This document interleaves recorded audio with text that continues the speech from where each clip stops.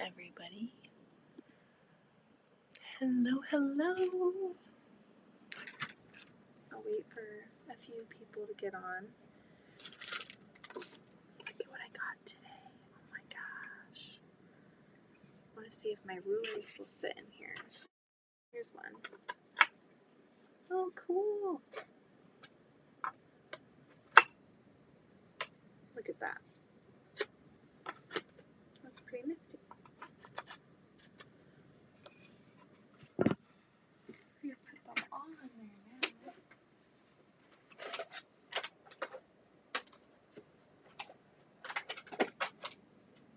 Put that one in there.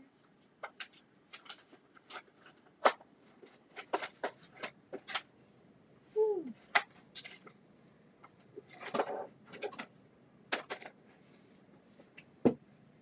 Let's see. I can put all of these in there. I've never had one of these before. This is cool. Guess these could go. They're a little big. Good morning. Good morning. Good morning. I'm just playing around with this ruler stand. I've never had one of these before. So this is kind of cool. I got this at the Quilt Festival today from this like really sweet couple from Oklahoma. And it was like a little family business, and we sat and chatted for a while. And I always thought these were super cool because I put all of them like in the seat of my sewing chair. And so, look, it fits all of my smaller Creative Grids ones. And I'll just like kind of put them somewhere where I can easily grab them and see what size they are. Because when I put them in my chair, I can't see what size when they're all stacked together. So this is cool. It's really fun. I wonder if my Stripology ruler even could kind of hang out in there. I'll probably keep my Stripology in my seat, but that's really nifty. Alright, let's see. Do we have any other rulers in there? No. So I grabbed this today, and then I'm finally going to try the Acorn stuff that everyone raves about here on YouTube. I haven't tried it. I'm like usually pretty, I don't know, skeptical about these like fads of products. Like, oh my gosh, it's amazing. It usually takes me a while to kind of jump on, but I've seen a lot of people use this, especially for foundation paper piecing, and I am working on FPP tonight, so what better way to test this out than to use it tonight and see how it goes. So I'm going to put my cool ruler stand, how cool is that, put over here. That is really something. Oh my gosh, how fun. Okay, so yeah, I have to have 30 of these done, and I'm about halfway, so I think that's pretty good for, you know, needing to have them done by the end of the month. I'm about on track, but I haven't been sewing for a while. Just got Archie down, and so I'm like, I'm gonna go downstairs and get them done. The ladies at our quilt group use that glue. They rave about it. Everybody that uses it just like loves it. And so I saw this at the festival today at a booth, and I was like, okay, maybe this is like the sign to try and use it. And the person selling it was like, this is really great, you should use it. She said the only time that a quilt of mine has turned out exactly what like the measurements of the pattern says it should be is when I used this on all of my seams. And I thought that I would give Austin kind of a break because he usually irons the back side of the quilt tops before I put them on the long arm. But if I use this on like my seams, hopefully they'll stay put and he won't really have a ton of, I don't know, like seams to correct. So, hi Donna, hi Susie, hi Janine. Yeah, I just got Archie down. I gotta figure out how to get this top off. It's probably not one that you cut off. I'm terrible at opening stuff. My gosh. There we go. Alright, let's see how this goes. So it looks like I have to fill this up. I'm really excited to see how this works. I have my iron already. How does this work? Oh, it's sealed. That's probably a good idea. Probably a good idea. There we go. Oh! So I'm assuming that all you do is like brush it onto your seams. Whoa. That fills up pretty fast, doesn't it? Alright. That was another thing. This is pretty expensive, I feel like.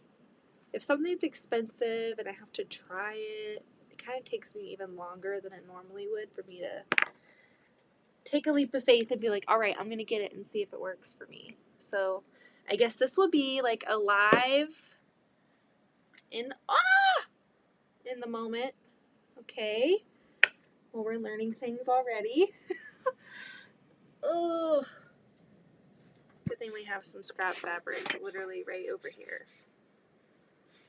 Huh. Does that happen to everybody else, or is that just me? Oh man, it's sticky too. Ah, it's in the cap. Alrighty.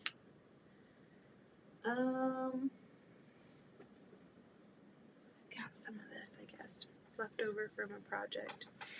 Really sticky.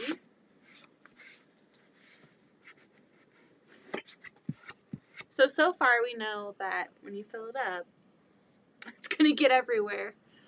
Oh my gosh. Hi, Jeanette. I am doing really well. Hanging in there. Trying to figure out this Acorn stuff that everybody loves so much. Alright. There's a trash can right below me. I didn't just like throw that on the floor. Alright. We'll put that there for now. And alright, let's just get into it. Does it sit up? Probably not the best way to do it. I've got this little stand right here. I'll just put that there for now. Okay. Let's finish these blocks. So I joined a Tula Pink Flying Geese swap on Instagram and I signed up to make 30 and I'm about halfway. So I have to get these done and sent out by the end of the month. And look at, I just love when the papers are still in and it's all like crinkly and fun. So I do have to take the paper out before I mail them, but I just don't want to take them out yet because I just love the way it feels. Okay. So we are going to just start sewing and test out this Acorn stuff. I can see Louise was down here because there are just like random things everywhere. I think she got into some of the stuff down here, which is fine. She likes the rotating cutting mat a lot. Hi, Delia.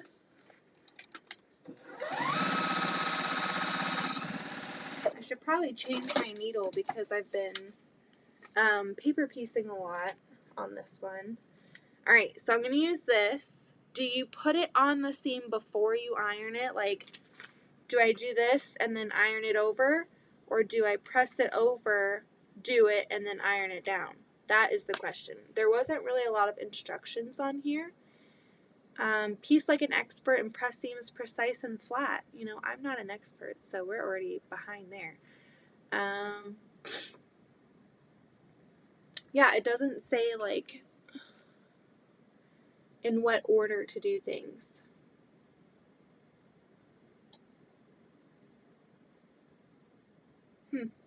I guess we're just going to try it out and see what happens. I think what you do is do it before. So you just kind of brush it on like that, I guess. And then iron it over. First seam, let's see how it goes. Before you iron it. Okay, Karen says before you iron it. Let's see. Holy moly. Wow. Okay. That's really cool because I can see on these other seams, I mean, it's been sitting out for a couple of days, so it's not like a super fair comparison, But, I mean, just knowing kind of what flatness to expect. Sometimes there's a little bit of puffiness when you're folding over. Let's try it again. I mean, that seems really darn flat. Maybe on this one I won't use it and see what it looks like. If it gets on your iron, like, does it gunk it up? I also saw a while ago people were diluting it because it's kind of pricey.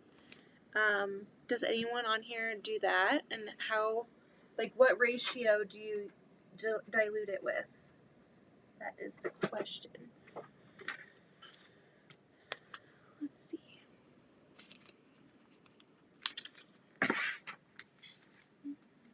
Maybe we can get Heather on. It is Friday. Alright, so I'm not going to put it on this one, and I'm just going to iron it over.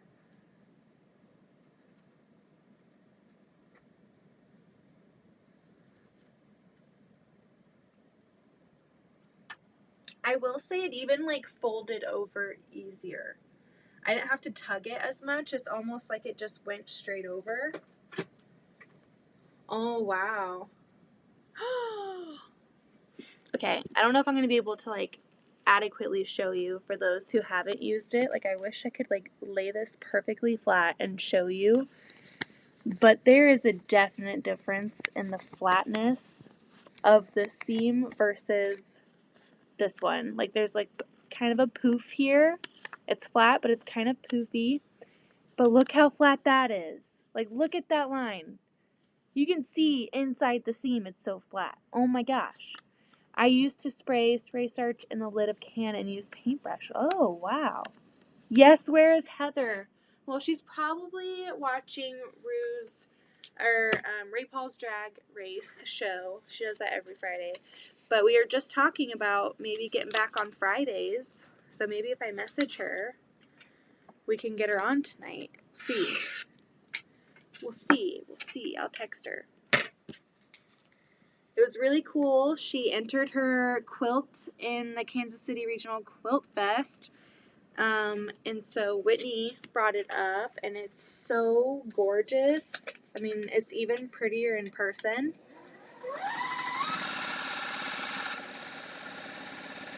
Alright, I'm going to use it on this seam. It's a longer seam. Do you do it on the stitch line for, like, best results, or just, like, in the seam allowance? Okay, so that's what it looks like before.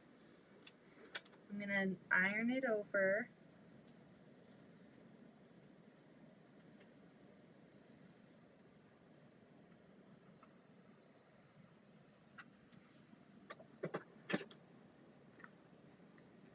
I mean, that one I didn't really notice a difference, and it might be because it's just a longer seam. Maybe it's, like, best for smaller sections, like those really intricate FPP patterns where you're, like, in the eye and you're in the facial details. I wish I knew. I would have sent you the Bargello. Oh, yeah. I know. It's been wild. I didn't even realize, like, I knew that the festival was coming up, and I was excited, but I feel like it just also came out of nowhere. It was really cool. We went yesterday, and I feel like, you know, we looked at a lot of quilts, but we went today, and we were in the same areas, going around the same path almost, and we were just surprised by all of the ones that we didn't notice or didn't, like, fully take in. It was really cool. Really cool to see. Like, we were walking and there were vendors that we just, like, walked right past yesterday. Alright, let's see if this seam is better. Do you, like, let it dry a little bit? We're just gonna see what the best way is. But there are just some amazing quilts in there. I did take my camera today and I filmed a little bit, and so I might do, like, a little recap of the quilt festival. Okay. That's pretty dang flat. I will say that that was flatter than the last one that I did. Alright, let's do this last one. But yeah, it was really, really fun. Sorry I'm not very chatty doing some free motion on the long arm. Hey! No worries. Enjoy your quilting. I left the festival wanting to do a few things. So, seeing all of the amazing quilting on there, like custom free motion quilting, it inspired me to do some more free motion on the long arm. Because I really haven't done that since I've been getting going. Like, I just don't have a lot of time to play around. And when I have a quilt on the frame, it's always like an edge to edge. And so I think I'm going to try and practice and get kind of into the groove of free motion quilting again. And then there are so many quilts in that show with the little heat fixed like bejewels on there. And they are just gorgeous. When you walk by, it just catches your eye, like those glistening little jewels. I heard they're really time consuming to get on the quilt, and obviously it wouldn't be like functional, so it'd have to be a quilt that's a wall hanging. But every time I saw one that had jewels on it, I was like, oh my gosh, I want to embellish mine a little bit with some hand embroidery and beading and the jewels. So that was really cool. Those are the things that I want to do. So I just need to quit signing up for testing stuff all the time and have some time to do a pattern that I want to do and play around with those techniques a little bit and see what I can come up with. In no way am I expecting to come up with a show quilt like what I saw today and yesterday, but it'd be cool to play around and see what comes up. Alright. Let's see. I mean, it's pretty darn flat. Pretty darn flat. But I don't know, like, is it flatter than when I just, like, set my seam and then press it over? I don't know. I guess we'll see once I pull the paper off, too, to see how that compares. Because, ooh, I get to take my little ruler off my stand now. Yeah, when I take the paper out, let's see how those seams kind of hold up. Are they going to be flimsy and wild, or are they going to be kind of more firm?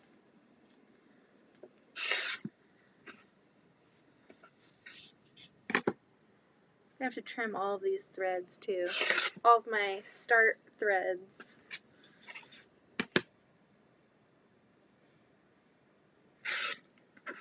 Alright. So there is another one. It's got the little dots and Tiny Beast, that pretty box fabric. So another one in the pile. And another one out. Got this one. Put that there for now. I'm gonna get my hair on my face. Oh, what a day. We're gonna go back tomorrow.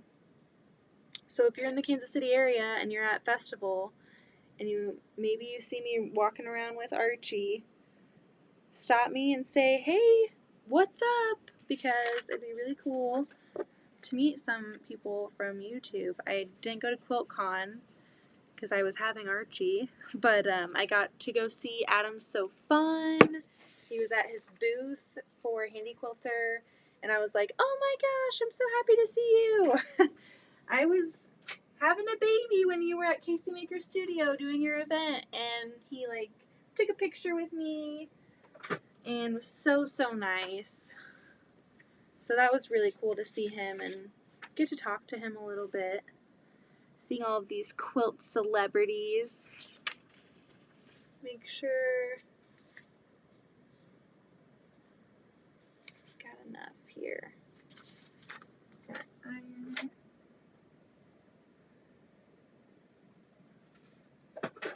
Seeing all of the demos has been really fun. I've been going with my mother-in-law and kind of forcing her just to like look at the demos, not to buy anything, just to see, because it's just really interesting, all of the fun things that have come out, like the Laura Star iron that is like $8,000.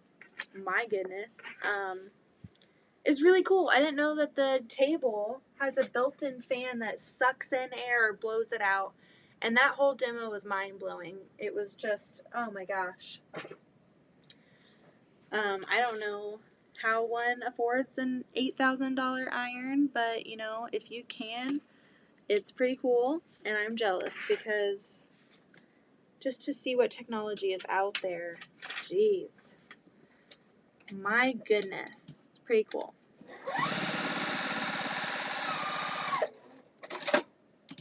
Alright, I'm going to use this on every seam of this one, and then on the next one I'm not. And I'm going to compare and see, like, is this Acorn stuff worth the hype? Is it worth the hype?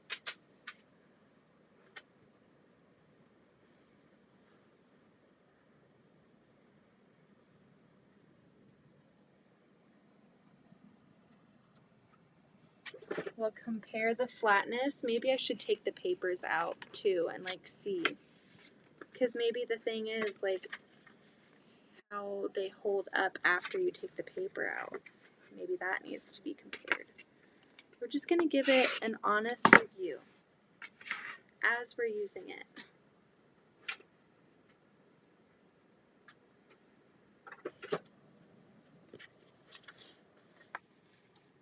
This feels like the old days when I would come on here and do FPP like all the time. I do want to get the Tula Pink BOM going again with Heather on Fridays. I want to try and get that done and, you know, looking good. Where did I put that? Right here. All done, and maybe enter that into a show because I think that is a really cool quilt. And it's all Tula. Maybe I can enter it in QuiltCon. That would be really cool. I'm kind of scared to enter quilts into shows, but you know what? I'm just gonna like go for it and see if I enjoy it or not. If I don't enjoy it, then I won't do it again. But it'd be cool to enter one and just see one of your own hanging there, and you're like, yeah, that's my quilt. That would be cool. How many of you have entered one of your own quilts in a show? I would love to know that. And if so, what show, what category, and did you enjoy it? Like, would you do it again?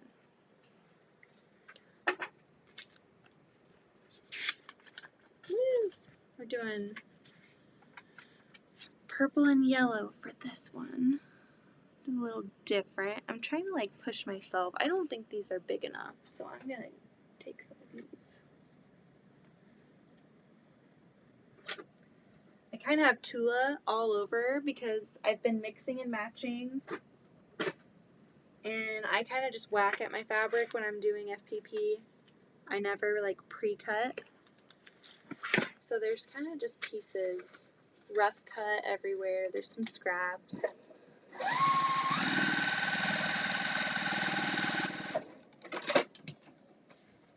But we're going to use this on every seam and see.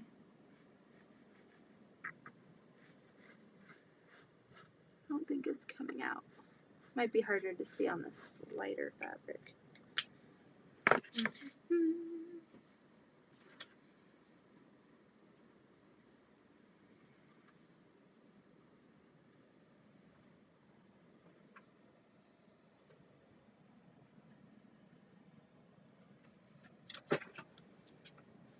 Pretty flat.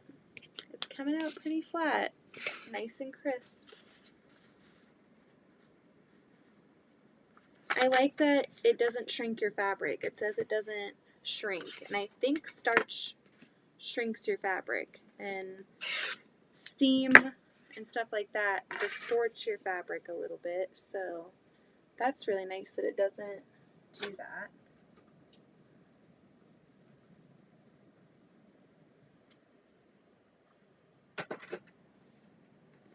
Let's see how many we can get done tonight. I have a test that I need to cut fabric for this week. I've got a lot of stuff this month. A lot of long arming to do. But July, I'm going to be free. I'm too chicken. Don't be too chicken. You should just go for it. I should take my own advice. My mother-in-law the entire time was like, you need to enter one in the show. And I'm like, I could never. Like, looking at these quilts, I do not belong in this category of talent. But you know what? We should just jump out there and put a quilt out there. Not because we want to win anything or, not because we care what people judge it. Just to do it and be like, hey, I made that quilt. I put it out there. I got out of my comfort zone. I was brave. And I'm proud. Like, look at that. That in itself is worth doing it. I mean, you can do that and be humble and know, like, oh my gosh, look at these other quilts. But it doesn't mean that your work isn't, like, good and meant to be seen by other people. At least that's what I'm hoping, like, to tell myself. Just, like, don't get yourself down looking at other people's work. Because everybody is in different, spots in their talent, and some people have a lot more time to devote to it. Some people have more resources. Some people have different tastes and are more, I don't know, like experimental. I feel like I'm not experimental enough to come up with something, I feel like I'm very in my box. But when I see something outside my box or just something just brilliant, I'm like, oh my God, I never would have thought to do that. I wish I could kind of improve on my color theory and make something where like the color just is like, bam, look at me. Because that's something I noticed, like a trend as I was going through the show. A lot of the quilts that I gravitated towards were ones that had dark or black background and just a ton of color. And a lot of them had those jewels on them.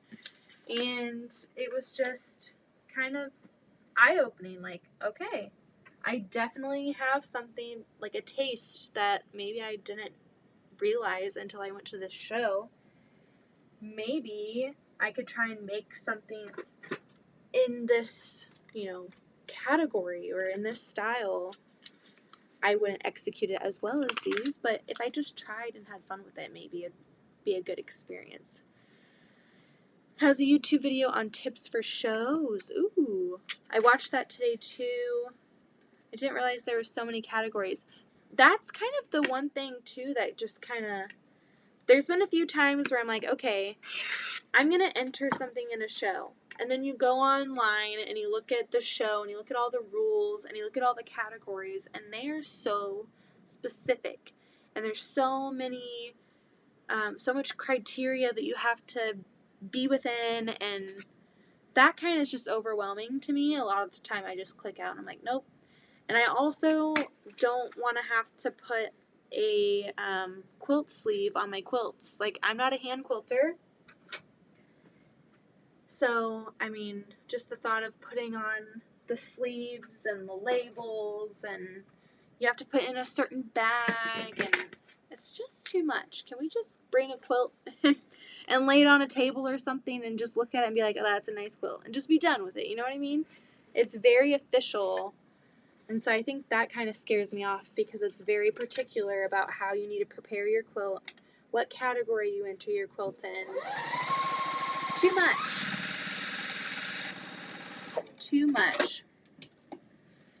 So many. I keep forgetting. I'm so used to like going and ironing. I'm like, wait, I'm using this on every seam. We're doing an experiment. We're testing this out.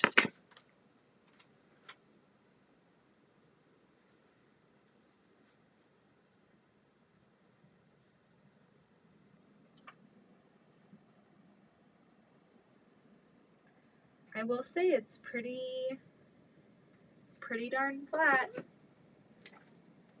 It's pretty darn crisp there.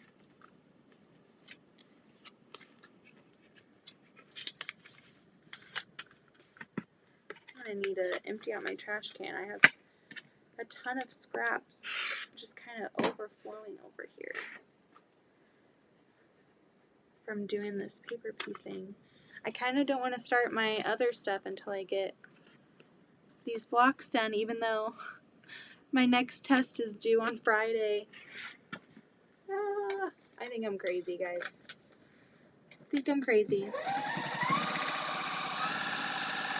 I did pull my fabric for that. I just need to cut it.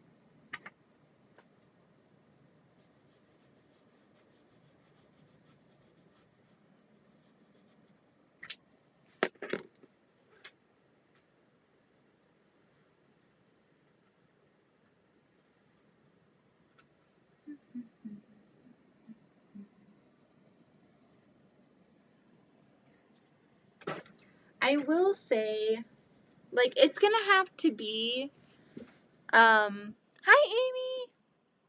It's gonna have to be so effective and so worth it for me to add like an additional step into like the FPP thing, because even now I'm finding myself kind of breaking the routine of fold, cut, piece, iron. It's like I have to like pause and like put another step into that. So it's kind of messing with my mojo. So it's going to kind of also have to compete there and be worth it for me to add another step. Like it's got to be insanely amazing for me to want to stop and retrain myself a little bit. Because I'm kind of struggling here. I go to iron it and I'm like, whoa. I got to put this thing on it first. I like to just kind of get in there and get it done. So, especially when I don't have a ton of time to sew these days, I feel like I have to be very efficient and fast and in a groove.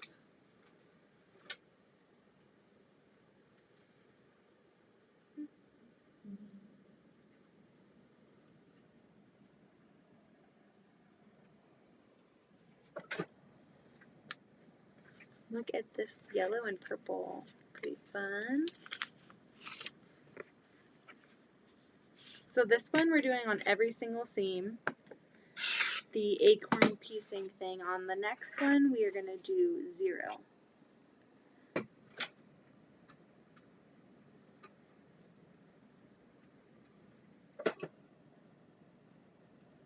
I like the acorn pin for seams on the back. When you press them open, it works fantastic, especially on legit kits. Oh, that's a great idea. Yeah, I nest my seams. I'd never really press them open.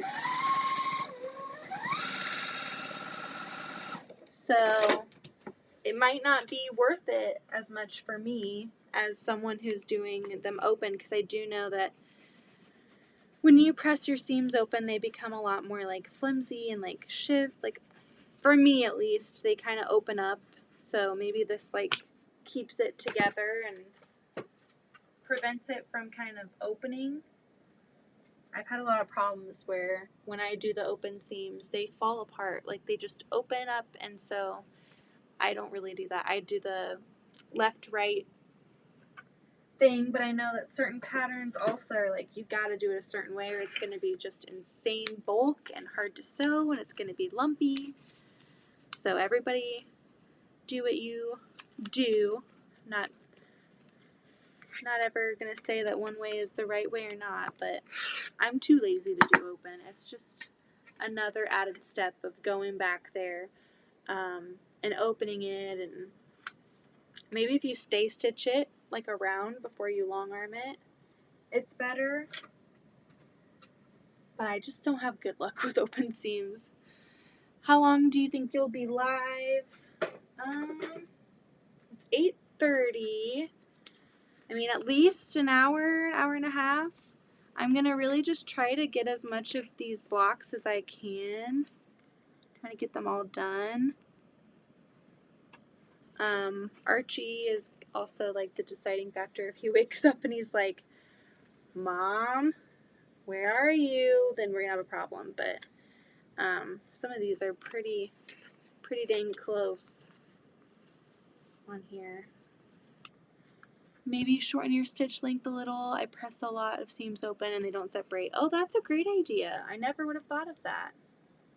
Yeah, that would definitely be a great help. That is a great idea.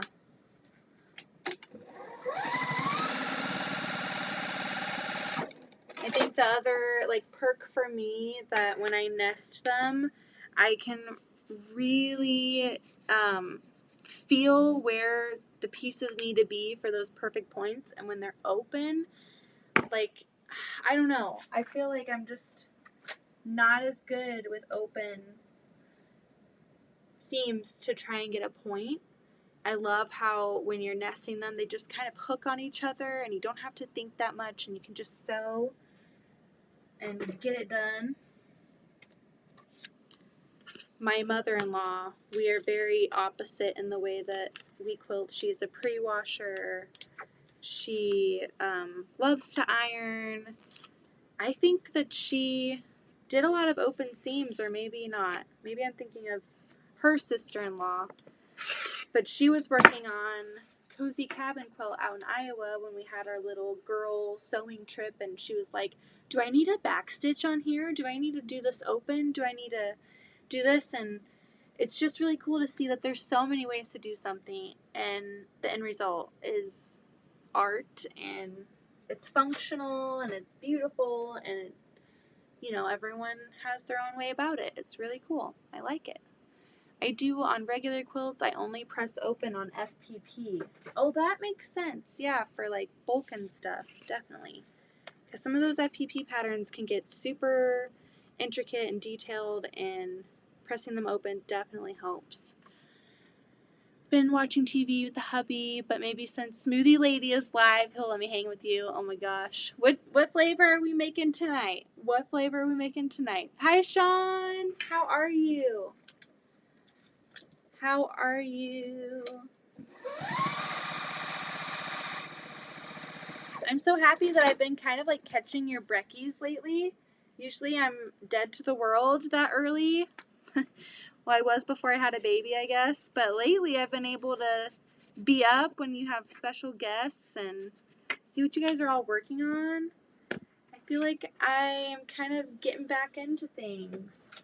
Starting to feel more like myself and having a little bit more time here and there. But also not having any time at all. Is that a thing where you feel like you're getting more time, but you also know that you have zero time? Okay. There is that block. I'm going to trim it. And then I'm going to take the papers out of this one. And we're going to piece another one without the acorn glue and see if it makes your blocks kind of more sturdy and how that goes. Hubby said he would like a jazzy ginger smoothie. Hey, I can get right on that. Just tell me what's in that. Jazzy ginger smoothie. That sounds very fancy. I want like a mango pineapple one. Oh yeah. Okay, this looks pretty dang good though. That's really nice. Like looking at it all trimmed up and like laying it like this, it is pretty darn flat, I shall say. So I'm going to rip the paper out. Let's see how it goes. It does. Oh, I thought that maybe it was sticking to the paper, but it's not. Man, some of my SWAT members are going to get some pretty dang crisp flying geese, if you ask me. These are pretty... Oh, and the seams are staying put when I'm ripping these out. those seams are not budging at all. And I'm kind of like an aggressive ripper. I just go for it. I know some people use tweezers and, you know, go in there delicately, but I just go for it. And this is also copy paper because I got too excited to print these out and didn't switch my paper to foundation paper, which seems to happen every time I do foundation paper piecing. Okay, I feel like I need to give it like a nice iron, but look at how, like, I wish you could see how flat. Those seams are so flat. It's like paper. And that's without the paper. Like, that is pretty impressive. I'm going to give it one press just because I'm kind of I want to tidy it up. I'll do the same exact thing on the other one. Like, take the paper out and then iron it, and then we'll compare. But, wow. I mean, that's pretty nice. All of these don't have any, but they've been sitting out, so it's not a fair. Okay, so we're going to put this in the pile. I'm going to grab another one. I'm going to have to go get a trash bag. Let's see. Let's do this fox one. Why don't we do this one? Do I have this with the yellow yet? I don't know if I like that. I'm kind of trying to push myself into different. Hey, this would be kind of cool. That as the center. Or I have Tula everywhere. Let's do this. That'll be cute. There's just kind of Tula back quarters everywhere right now. I haven't done FPP for a while, but you kind of forget how messy it is. It is kind of freeing though, to kind of just get in there. It's really fun. Okay, let's cut this one. Need 4 of those. Make sure these are big enough.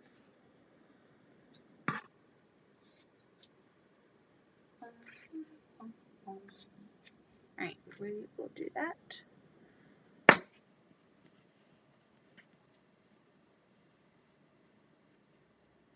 Now, was I going to do this on the outside or this on the outside? I kind of want the lighter on the inside. I did not cut those the right width. Boop. I'm going to fold it again. Just, isn't this so fun? Just cut, you know? You don't have to do any measurements. Just eyeball it. So much fun.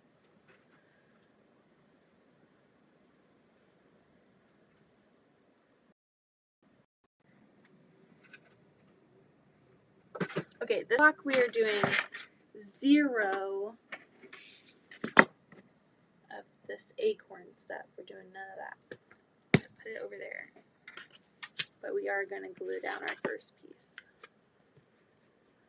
Because I do that on all of them.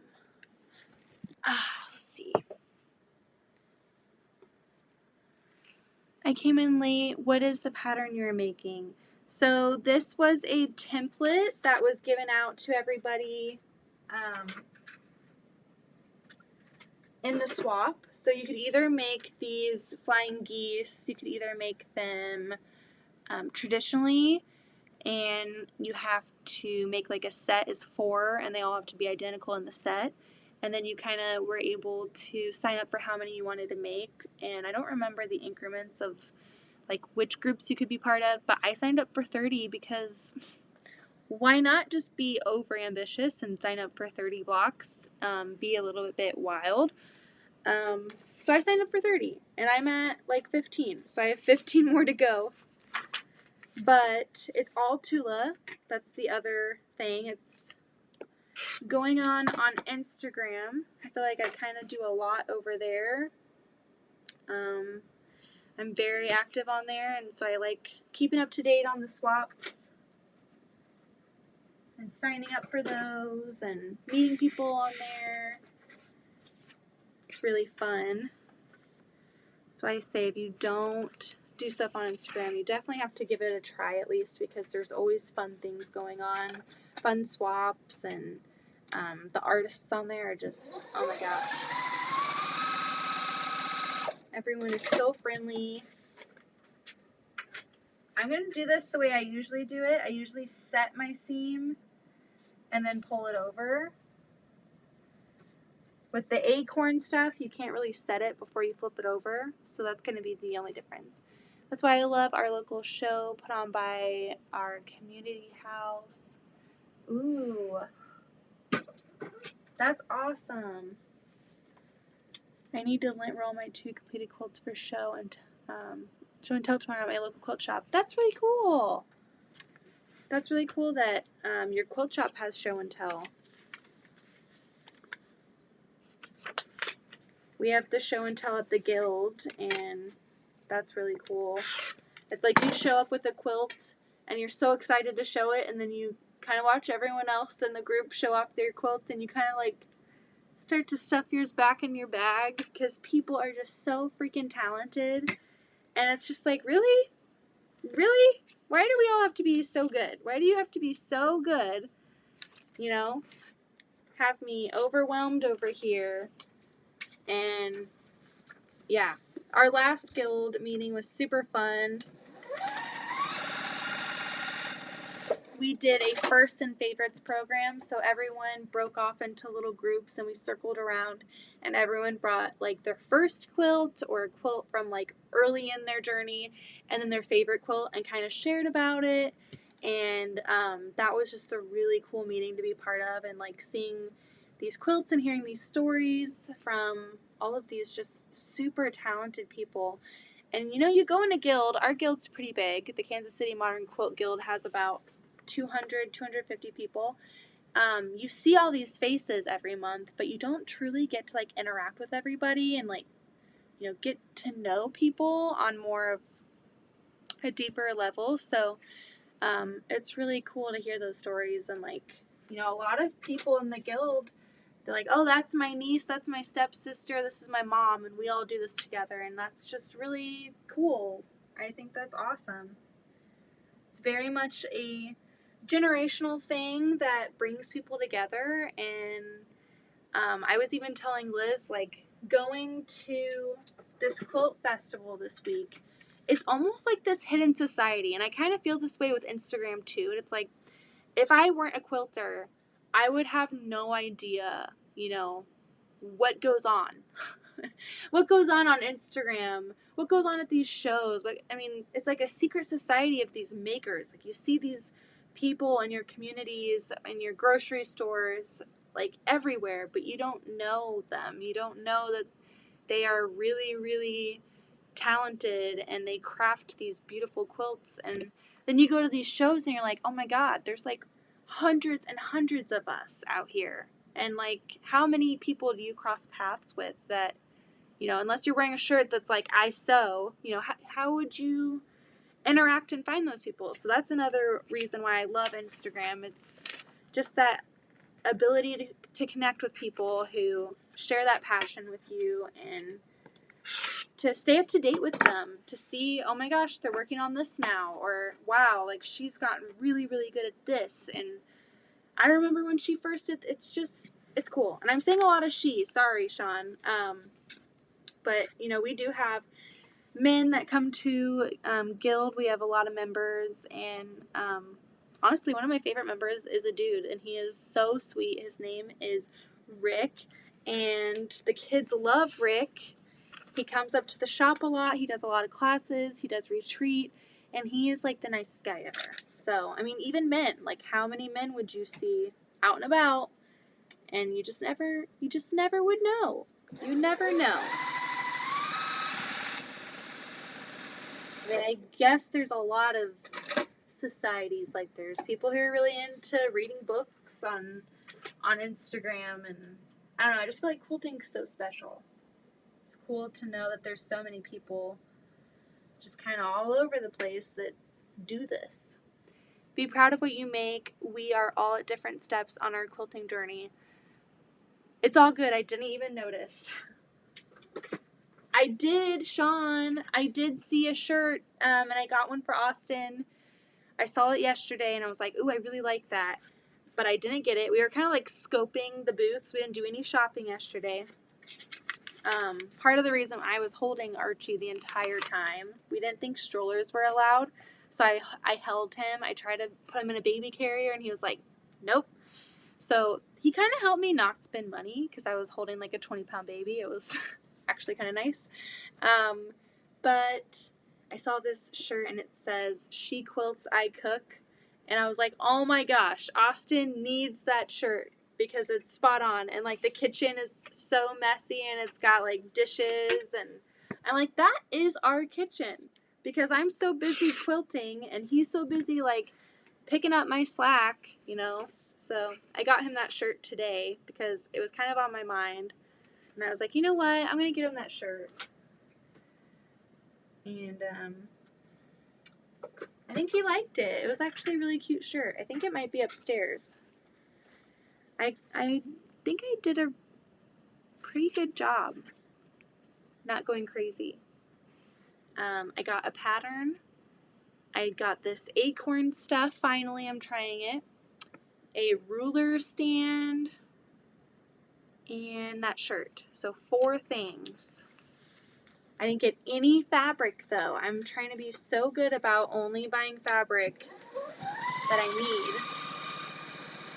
I might get fabric tomorrow though. One of the shops, local-ish, it's about 30 minutes away, is doing a 5 yards for $35 deal for like backing fabric. And I'm like, wait, 5 yards for $35 is pretty dang good. So I might grab a backing. We'll see if we can find one that I like for one of my upcoming tests. Maybe I'll grab some of that.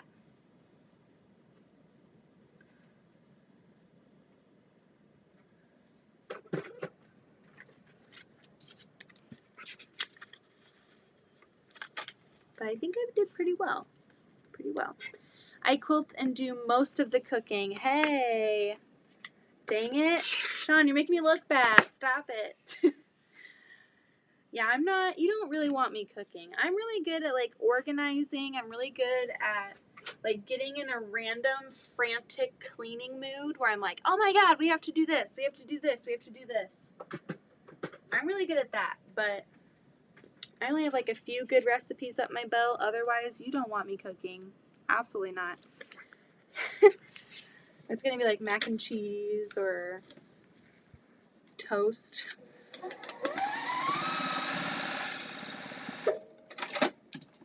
I'm definitely seeing or feeling a difference, I guess. It's not as like stuck down without the Acorn. So, I mean, I do see that it does something. It does do something.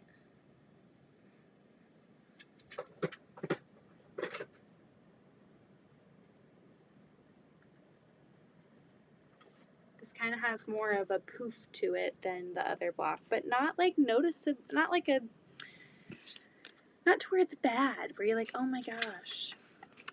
It's kind of just, maybe I'm just used to it being a little bit puffy. I mean, I try to nail that sucker down with the iron, but I can only do so much, right?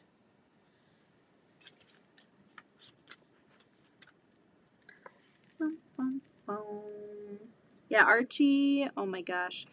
Next time he goes to a quilt festival, I need to make him a shirt that says, I am however old he is. Because yesterday, oh my gosh, everyone's like, how old is he? How old is he? And I'm like, oh, he's 3 months old. And he has just been the star of the show.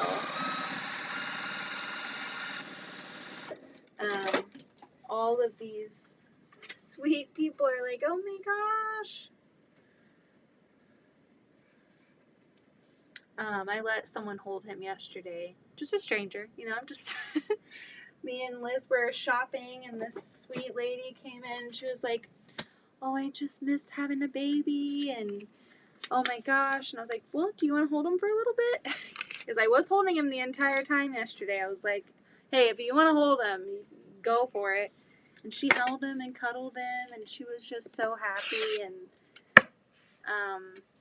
we were leaving, heading to the car, and this car kind of was like going through the parking lot, leaving as well, and it stopped right before us. And it was her, and she was like, I just wanted to let you know you made my whole day. Thank you for letting me hold him. And I don't know, it was just so sweet. Like, everyone there has just been so nice. I've had to sit down a few times to feed him, and I'm a talker. I jab. I will talk to anybody. I don't know a stranger. You know, let's talk about your whole life story, you know? I'm that type of person. And I've had some really cool conversations with, like, vendors and, you know, just other people at the show, just sitting down feeding him, and that's, like, so cool to kind of go to this kind of thing and just connect with people. It's awesome. And maybe I'm talking about it too much, but this is the first festival I've ever been to, so kind of mind blown. Tell me to shut up, okay? Some of you are probably like, oh my gosh. But it's kind of a big deal for me. It's kind of a big deal.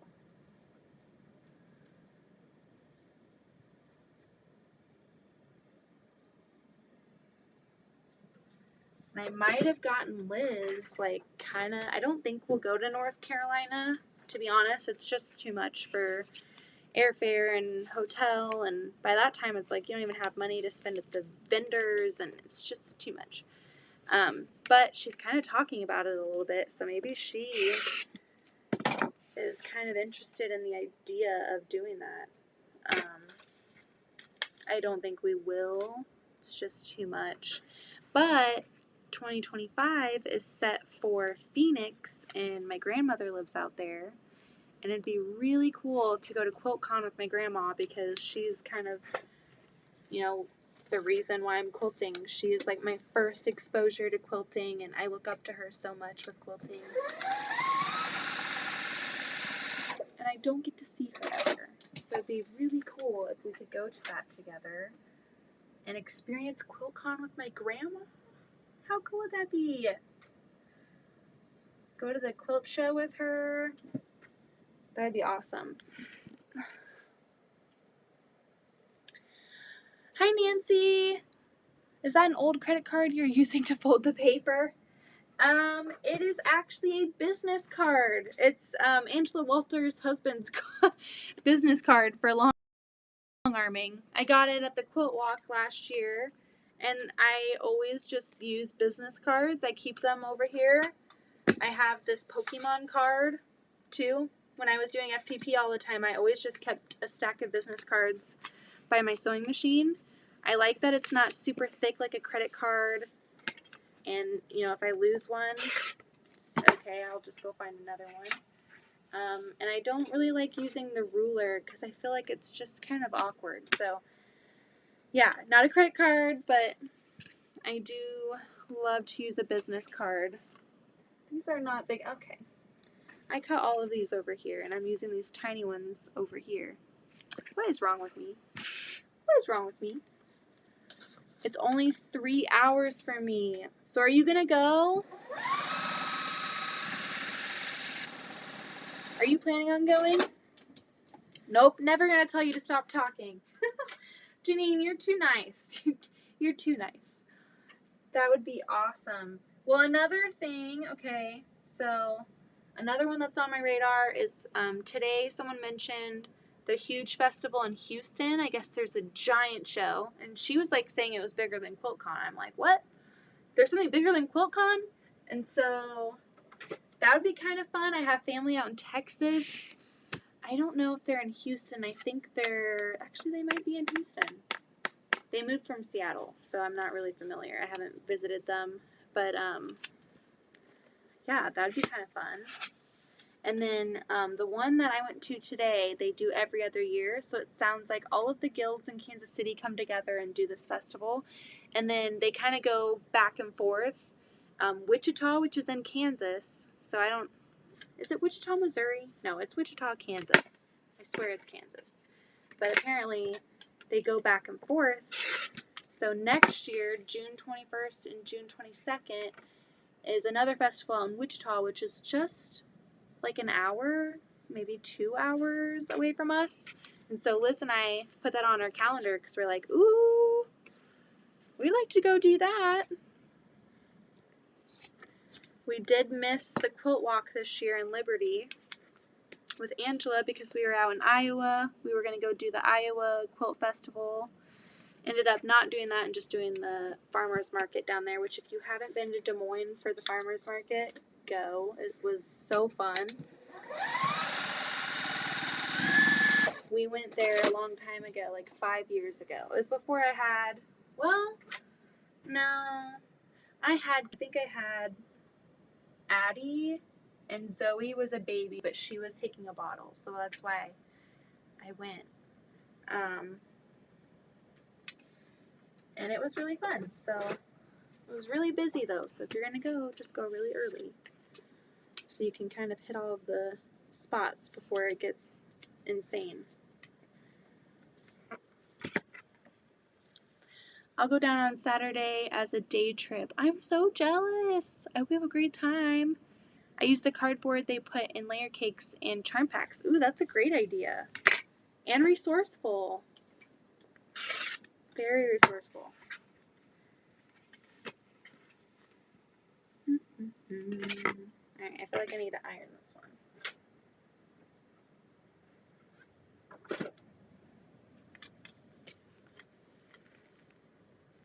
Alright, we're going to see. I'm going to rip the paper out of this after I get this one added on and see. Whoa, whoa, whoa, whoa, whoa. Ladies and gentlemen, what in the heck? Okay. Something got stuck. I don't know if you can see that, but there's just like a thread. Well, I'm going to test some scrap and make sure that.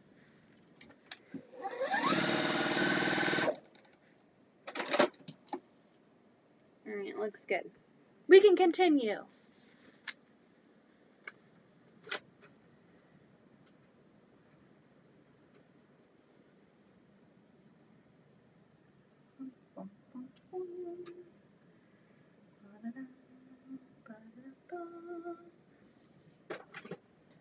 Alright.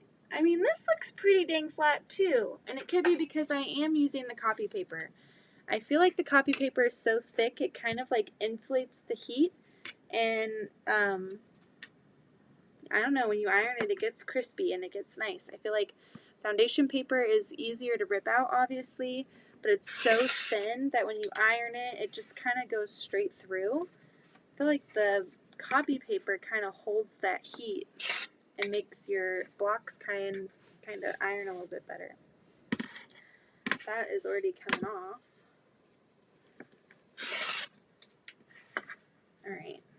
You're not going to be able to tell that well, but I'm going to look at these blocks and I'm going to see. I'm going to rip this paper out. I feel like during FPP, you kind of let go. Your sewing room is not meant to be clean and tidy when you're crafting. Let it be a tornado. Throw the paper everywhere. Clean it up later. Let's see. Alright, I'm going to iron it because I ironed the last one after I did the paper.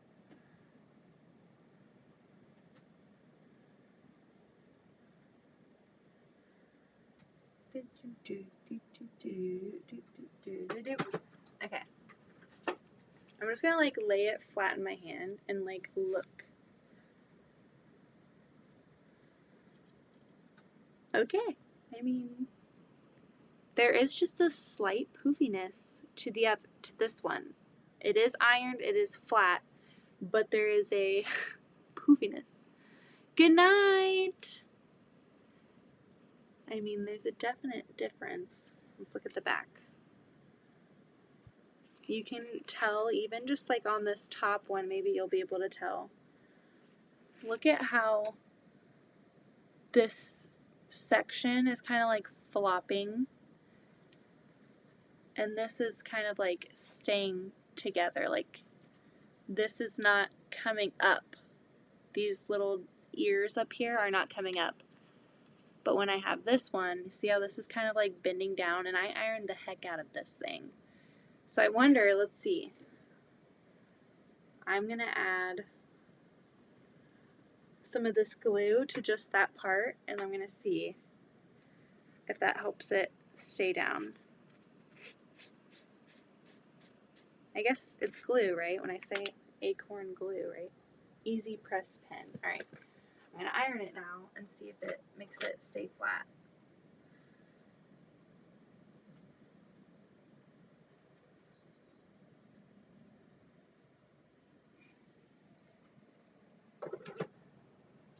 Wow. It's definitely staying flat now. It's not coming up. So for reference, I did this corner. And like, look, see how that, this is so hard to show you. See how that's pretty done flat? That's the side that I did.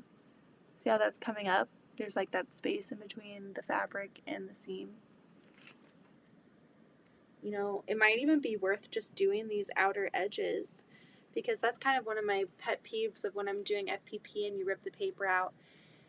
I rip the seams out as I go for like bigger pieces, and I hate when the fabric starts like pulling up from the page and it kind of gets wiggly. And so when you're piecing things together, like big portions together, when you have those like loose ends flapping around, they can shift while you're sewing them, and then you get this huge piece together and you're like, dang it, I have to seam rip because this little part has a little bubble in it that I don't love. So even if you just were to use it on the outer pieces to make sure that these little dog ears stay together and like flat, I mean, I would say that's pretty dang worth it. I'm going to put it on the other side and just, oh my gosh. I mean, oh my gosh. You can tell I'm tired, but definitely there's a difference. I need like a high definition camera to show you guys. Alright, I'm going to do these two together now. Maybe I'm not. What do I want to do? Let's do this purple with this purple. That'd be kind of fun. I don't know if I've done that yet. I'm trying to make sure there's a variety. I've not done the purple with the purple. I've done purple with yellow. Maybe I need to rip all the paper out of these, because now that there's two without paper, it's kind of driving me crazy. Gotta do it anyway. Maybe I'll catch up on the chat while we do that. Love the Acorn pen. I use Mary Ellen's Best Press too. I really do like Best Press. I have started to use the flatter. I like the flatter. I really, really, really like, out of like all of them that I've used, I love the magic fabric stuff.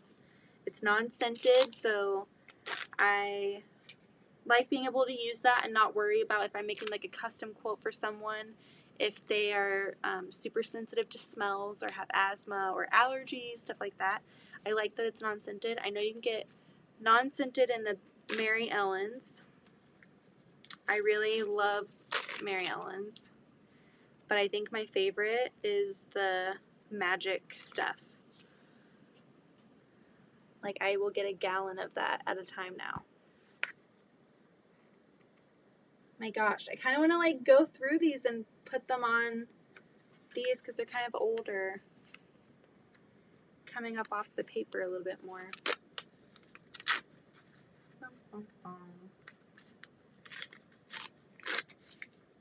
So I got distracted. And now I'm ripping paper off instead of sewing, but I have to do this anyway, so I might as well do it. I wish there was music on here. My phone's over there.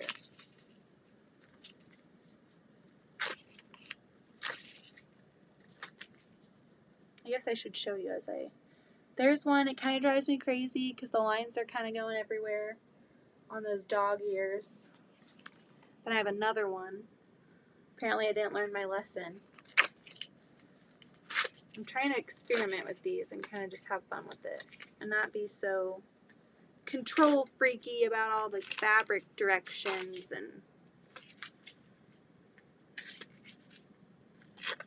I did go on this like Tula Pink D-Stash page that I've been following for quite some time on Facebook, and I did get some like out of print fabric. And I think what I'm going to do when I get all of mine in from my swap members, I'm going to make a tote bag. And it's going to be an all Tula Pink tote bag. I think this is one of my favorites. So pretty. Simple and fun. But also like, bam, neon and black. Neon pink and black. That is a great mix right there.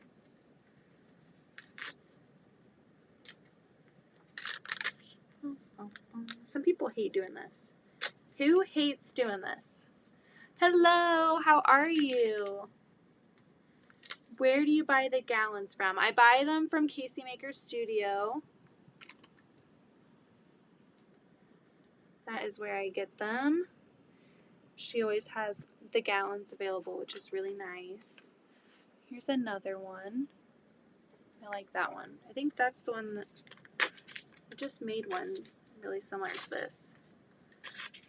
Good thing I have like 6 people I'm sending these to. I'm going to separate them and try and give like a good variety of different ones. I'm going to maybe have to pull some different fabric because I'm kind of working with the same prints here over and over and over. I want to add something new to the mix. So that's that one. Here's this one. Kind of fun. Ah! I'm just throwing these on the floor. I'm going to have quite the time picking these up. I mean, I have a trash can right here, but the trash can has a whole bunch of fabric in it. I don't ever put like food trash down here. Just fabric and paper.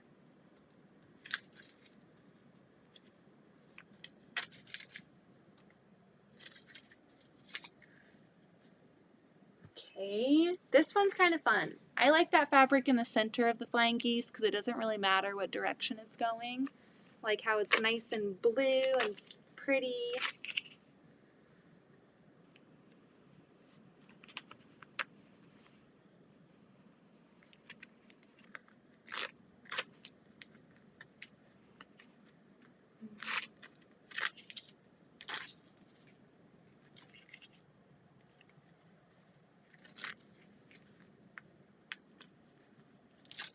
I saw someone on Instagram, she did like a really big FPP quilt, and she took her quilt top out into her backyard and took her hose, put it on the jet setting, and just sprayed the heck out of it to get the paper off. I'm like, what are you doing?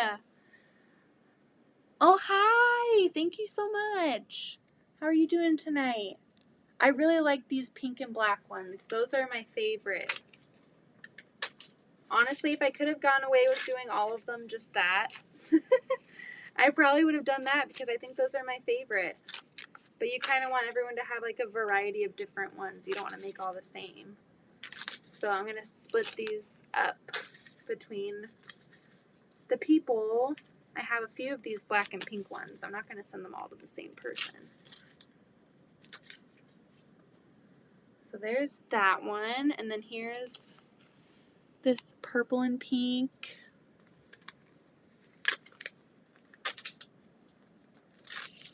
I like doing this. I'm a picker. Like, I like picking things. When I used to live in Hawaii as a little girl, the mosquitoes were so bad. And this is TMI, but I would pick at my bug bites, like, all the time. So this is maybe, like, perfect for me. FPP, maybe. That's why I love FPP so much. Because I get to just sit here and pick at these little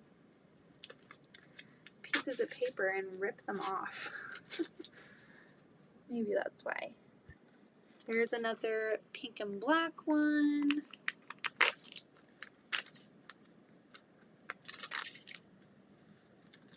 Is anyone in the Kansas City area going to the Quilt Festival? Tomorrow's the last day.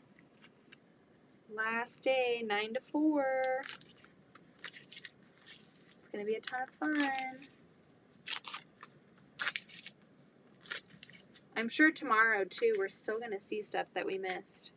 There's just so much to try and keep track of. Like, how do you even take that all in?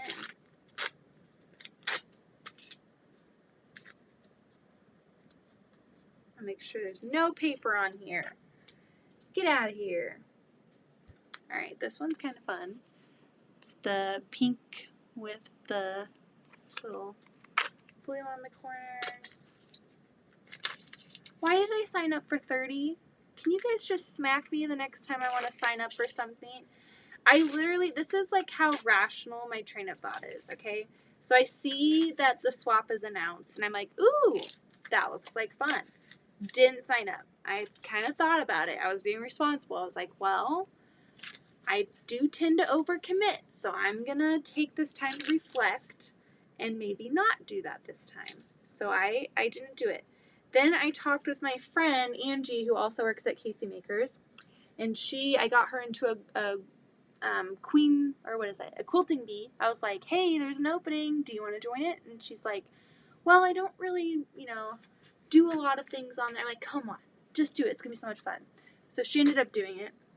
And so I kind of went to her and I was like, hey, did you see that flying geese swap on Instagram? Are you going to do it? And she's like, no, I have so much to do and I don't want to overcommit. That's what the responsible person would do. And I responded to that, okay, me too. I'm not going to sign up for it. I don't want to overcommit. I'm going to be good. I'm going to let this one go. Then I see it again. I'm like, okay, this looks really fun. I really like Tula fabric. I really like swaps. So I kind of don't want to let it go and not be able to do it. So I signed up for it. There were several options for how many sets you would make. So this is one set of, the 4 flying geese. And I think you can make 4 or 10 and then 15. There were several options, 30 being I think the highest one. So the person who's been thinking, maybe I shouldn't sign up for this because there's so much going on. That's also the same person that is like, you know what, I'm going to do the 30. If I'm going to do it, I might as well just commit to doing 30 of them. So that's kind of how my brain works. Don't think it makes a lot of sense, but go big or go home, right? At least that's what I'm telling myself. Jane, how's parking at the festival? Oh, yay! Well, it's not bad. Yesterday and today when we showed up around noon, 11:30, so not right at the beginning, and we parked in the parking lot. We were lucky to find spots. I mean, people are leaving for lunch. The lunch there, I hope I don't get canceled for saying this or something, or blacklisted from the festival, but the prices for lunch in there are absolutely ridiculous. Pack a snack, eat before you go. I think a lot of people left to go do lunch because they probably went into that food court and were like, I am not paying $14 for a hamburger. I can go and get 3 meals for that much somewhere else. So, yeah, it's expensive. So I think maybe we got lucky because we kind of showed up in that sweet spot of lunch, and maybe people were leaving to go eat, and that's why there were openings. But there were definitely spots for parking. So, I would say we didn't show up on opening either day. I did see some things on Instagram of a very long line at opening time, just a giant line. because it does take a while for them to scan your QR code. And so maybe don't show up right at opening unless, you know, you want to stand in a giant line. Maybe show up at 10 even, or like 10:30, because it was a pretty dang big line, and I was looking at the video like, hey, I'm kind of glad we left during nap times and avoided that, because standing in that line with Archie would not have been fun. Too much. So, hi Jane, how are you? Good night, Marie. Oh, I'm gonna sneeze. I'm gonna sneeze. Woo! Woohoo! Okay, I took all my papers out. Look how that's fun. All right, let's count how many do we have left. We might be truly at the half mark now. 1, 2.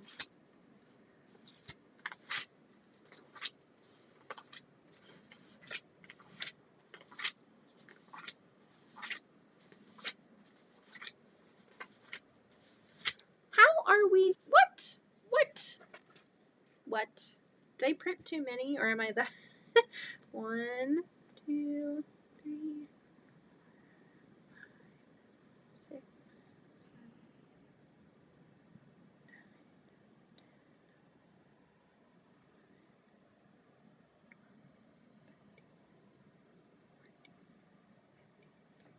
Okay, so I just thought, hey, let's print some extra ones, because 30 is not enough.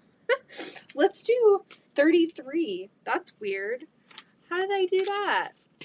Gosh, Beth, what are you thinking? What are you thinking? I'm planning on going. My first festival. Do it! Definitely do it. Hi, Donna. Oh my gosh, you are going to have so much fun. It's my first festival. I had no idea what to expect, honestly.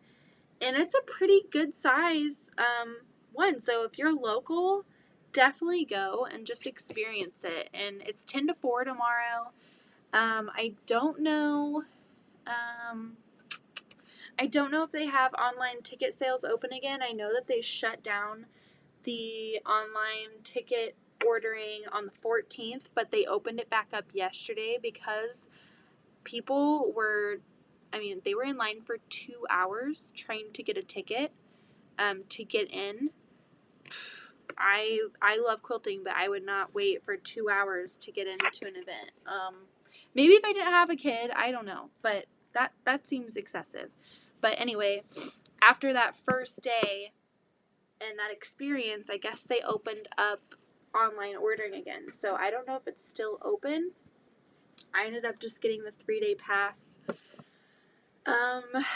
this weekend, or last weekend, I guess. I got the 3-day pass ahead of time because I was like, well, I'm going to be there on these 2 days, so I might as well just get the 3-day one because there wasn't a 2-day option. Like 3 days was as much as, I don't know. So yeah, definitely go. Definitely go.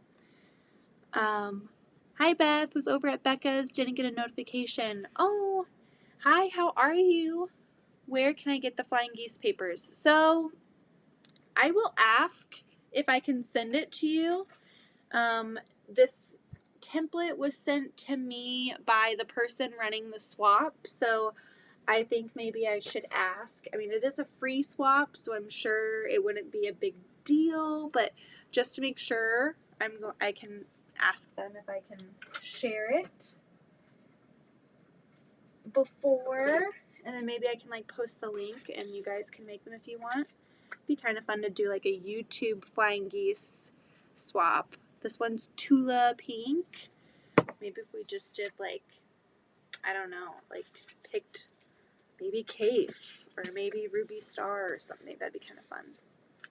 I'll go in and check. Thanks for the heads up. You're welcome. Just, oh my gosh, go to the show. So the vending stuff is really, really fun. But I would have to say that I have enjoyed going to look at the quilts more than shopping. I mean, I love shopping, but looking at these quilts and thinking, oh my god, how in the heck do people make these things?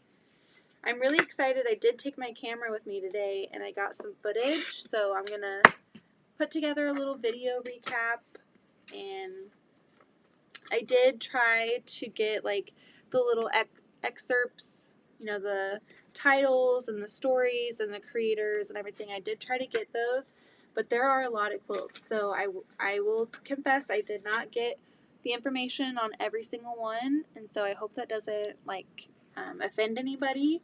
But yeah, there's just so many. And I didn't have a lot of time. Archie was, you know, either pooping his pants or wanting to eat or, you know, wanting to get going. So I kind of was running through there,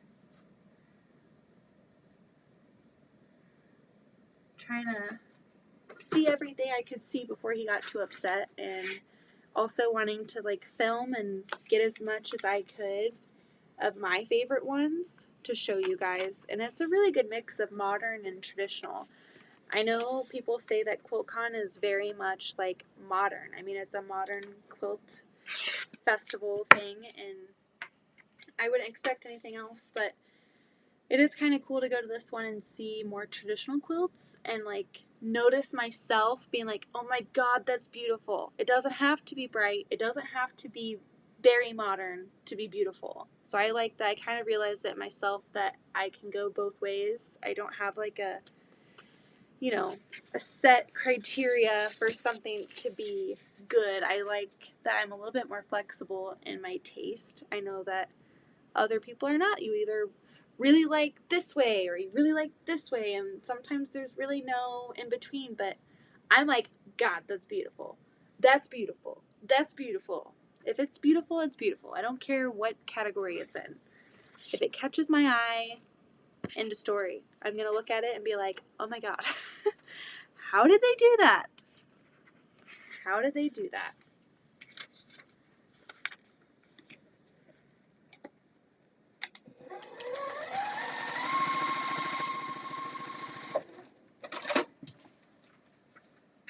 I'm going to close the blinds. I always hate when I'm like sewing and that's open. I always get the heebie-jeebies.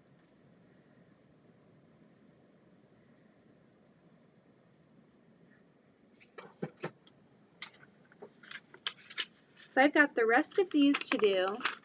I have 2 blocks for my quilting bee and 2 tests. Plus long arming. Oh my gosh. Yeah, I've got a lot this month, but next month is going to be pretty chill.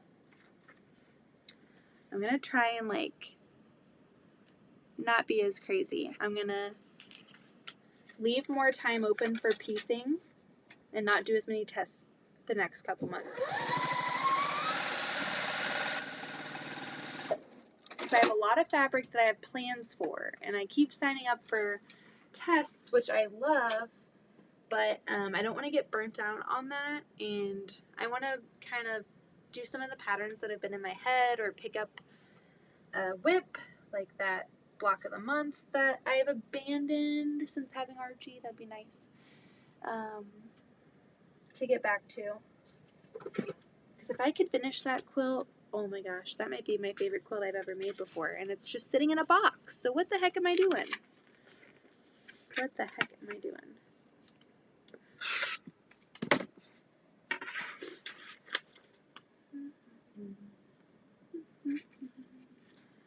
This one's cute. It's so purple. I love me some purple.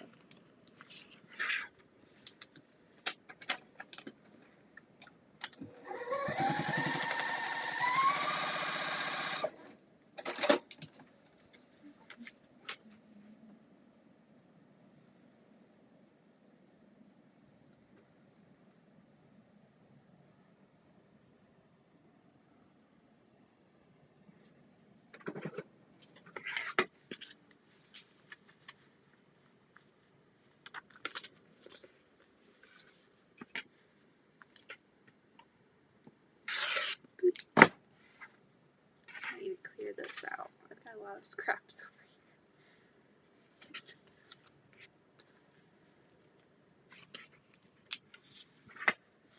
These go together pretty quickly. I mean, if I were to be doing this traditionally, 1, you'd be getting some really wonky blocks, and 2, it takes so long to like cut your pieces, piece them, then trim, then, oh my gosh, it'd be way too much. I'm glad that they had this as like a template.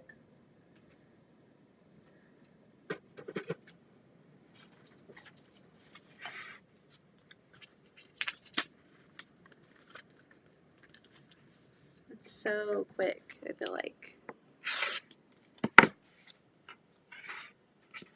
And foolproof. Like, I am not the best at flying geese. I know a lot of you out there love your flying geese. I'm a half square triangle kind of gal. Okay, they're easier to trim, they're easier to piece. But I love the look of a flying geese, especially when you don't want to break up that print in the center. It's really nice.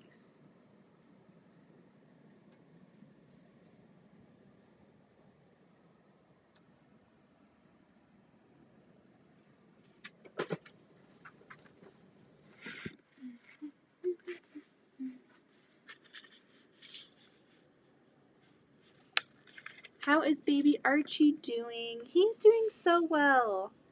He's so big. He's getting so much love and attention, like, all the time from everybody. Yeah, he's doing so well. I can't believe he's almost 4 months. Can you believe 4 months? I feel like I was literally just so big and pregnant and ready for him to get out. And here he is. He's out. And he's so big. He's so smiley. When we change him, he giggles so much. And I think that's just the cutest thing because none of our kids have ever done that. Like, no one else has done that. When we, like, take his little arms out of his sleeve and pull it over his head, he just, like, giggles. Giggle, giggle, giggles. And he's getting a lot more vocal. Like, he's got the cutest little smile, and those cheeks are just so kissalicious. You just want to kiss him. I just want to kiss him all the time. He is growing so freaking fast. And every time, oh my gosh.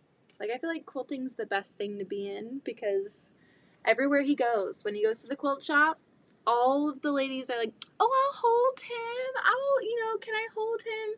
Patty will literally come right up and just take him. She's like, oh, there's my boy, and takes him and goes off. And I'm like, okay, that works for me. And when he goes to Guild, everyone, they're like, oh, can I hold him? Or, he's at festival and people are like all over him. So, maybe it's a good thing that his mom is a quilter because he has so many extra mamas and aunties who just like love the heck out of him. He gets so much attention. I feel like sometimes the concern is, oh my gosh, 4th kid, they're not going to get any attention at all. How are they going to get any time? And he's almost gotten even more than anybody else because I take him to all of the quilting things that I can't take the older ones to. Because when I take Addington and Zoe to the quilt shop, we have a pep talk in the car. I literally go over it. Hey, we're going into the quilt shop. We're not going to run around. We are not going to scream. We are definitely not going to erase their entire whiteboard with all of their upcoming classes. We will not be doing that. As soon as they step out of that van and they get into that quilt shop, I'm telling you, they are all over the place. And Patty and the whole staff at Casey Maker Studio, they are so good. They're like, it's okay. They're fine. They're kids. We love them so much. They would never complain about them ever. But as the parent, you are like internally panicking, like, oh my God, they are running around this business and it is a business and you don't want to like make anyone upset. You obviously don't want to make the staff and the business owners upset. I mean, they're really family and friends there, so, but you also don't want to piss off the customers who are just trying to buy fabric, because some people aren't really into kids, and that's fine. You don't have to be into kids, and I don't want to like force my kids onto you. So yeah, that's literally just like my thought process with it. It's very stressful. So I do try to take them to the quilt shop, but I take Archie with me every time. I take him to Guild every time. Take him to festival. I would love to take Addie and Zoe to the festival just to like have them look at the quilts. I'm not really decided on whether they're gonna go tomorrow. If they do, I'm gonna like just say sit in this wagon and look at the quilts. We are not letting you loose because there's too many people. My anxiety is way too high. And you know, they could get lost in there in a second, you know. So but it'd be so cool for them to look at it. But anyway, I'm rambling. Archie's getting a lot of love because he's getting to go do things, you know, and he's unable to stay at home with Dad a lot because Dad can't feed him, and so yeah, he gets a lot of love. He's not lacking in that department. That is for sure. He's just so dang lovable. I'll have to show you a picture. So Heather entered her quilt into the show, and I got a picture of it yesterday. I got a picture with it yesterday. But today, Whitney and I went and saw it again, and Archie's outfit was literally perfect. And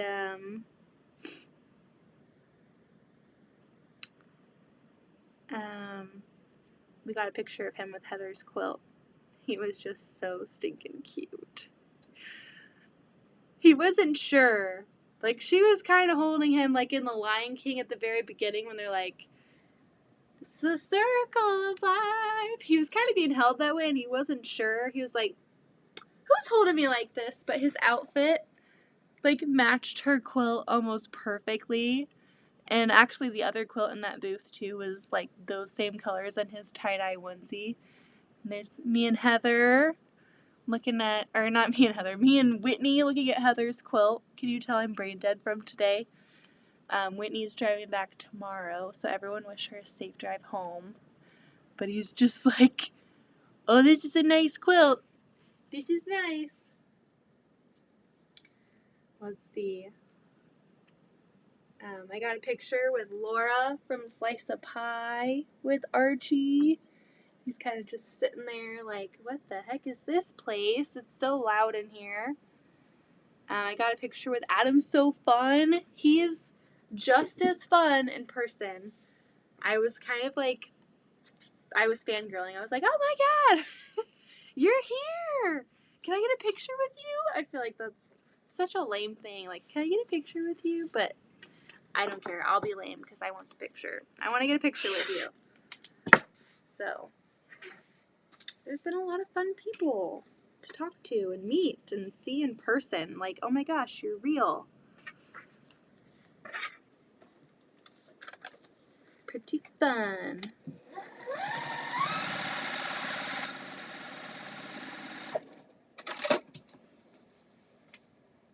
Isn't he? Oh my gosh. He is just, yeah. He got a bath tonight, and it's probably the first bath that I didn't do in his baby bath. I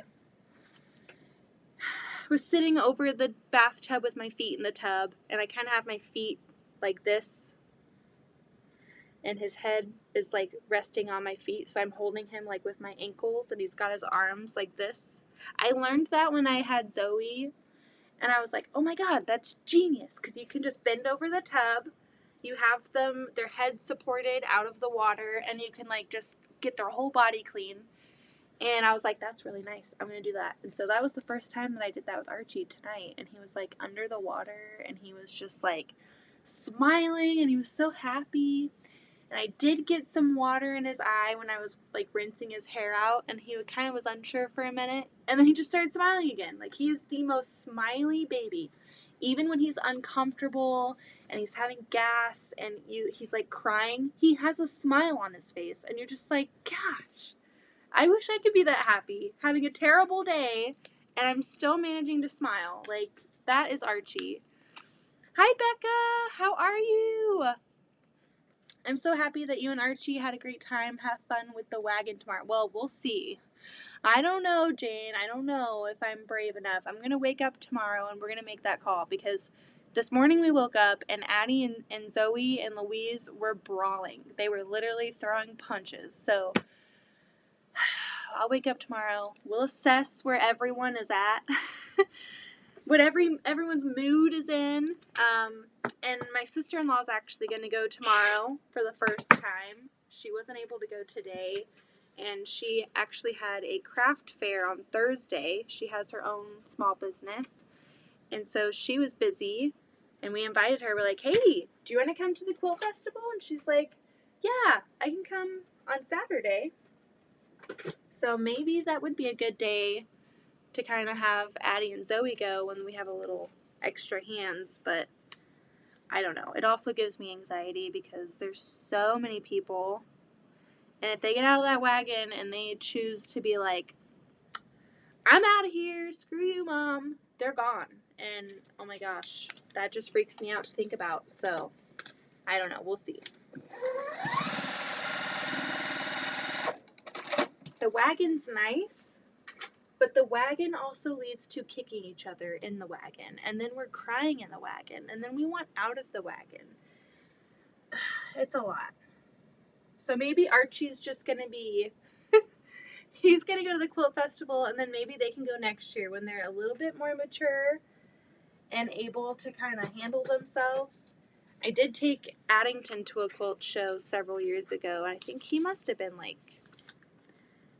I don't know... 3 maybe, and I had Zoe and the stroller, and he loved it. He loved seeing all the things, and the guild that was running it, they had their own little shop of like handmade goods, and there was a dinosaur, and he just loved that dinosaur, and he needed the dinosaur. So I think he would love it. I just don't know if they can handle it. Or maybe I can't handle it. I don't know. Archie's just so easy. But also not easy. Because he needs the most attention, but he does really well. He didn't cry, like, at all. In this super busy place with all these people and noises. You keep that baby fed and changed, he's good. He is good, good, good. Okay. We've got another one done. I like this one. Alright. My screen dies all the time. Jane, you are correct. I just purchased my festival ticket online for tomorrow. So glad you told me. I'm sure it saved a lot of time. Yay! Yes. Yes. No one wants to wait 2 hours. Which, I will say, I noticed that today when Liz and I showed up and we had our QR codes open and we were trying to just like get in. There was only one person scanning the code, and I don't know, I mean, if they were like super experienced in it, but it was not like an efficient process. Like, I feel like if I were to volunteer on the next one, I would love to volunteer, so I'm highly considering it. If I were to volunteer, I would want to make that part a little bit more efficient. Have like a line going and have like, you know, a few people scanning the codes as people are walking in, instead of there's a crowd gathering in a doorway and one person kind of just like overwhelmed and unable to scan people in. It needs to be a little bit more efficient. 2 hours to get in. I mean, I wasn't in that line, but when I heard about it, I was like, oh gosh. I'm sure there were not, you know, happy people in that line. And, you know, a lot of the people going in that line can't stand in that line for 2 hours. So, yeah. I don't know. I would want to make it efficient. So people aren't like standing for that long. If you're going to be standing for 2 hours, you might as well be walking around looking at pretty quilts and, you know, buying things. That's how it should be. But you should be good on parking. Just kind of drive around and there'll be an open spot. We've been lucky both days. And pack a snack in your bag. Pack a snack and a water. Don't be forced into buying $4 water. That's ridiculous. Not in this economy. Not in any economy. Am I going to... $1 is steep for water, but I feel like that's the accepted amount. $4 for water? Mm-mm. Nope, not doing it. There's that one. I'm going to rip the paper out now as I go since all the other ones are out.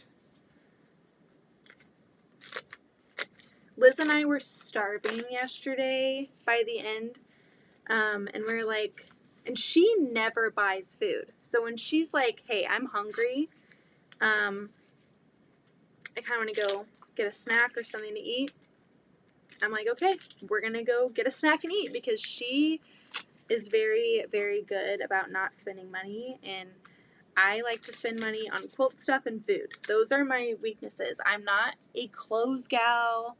I'm not a get my nails gal. Not saying that that's bad for anyone. I spend my money on quilting stuff or food for me.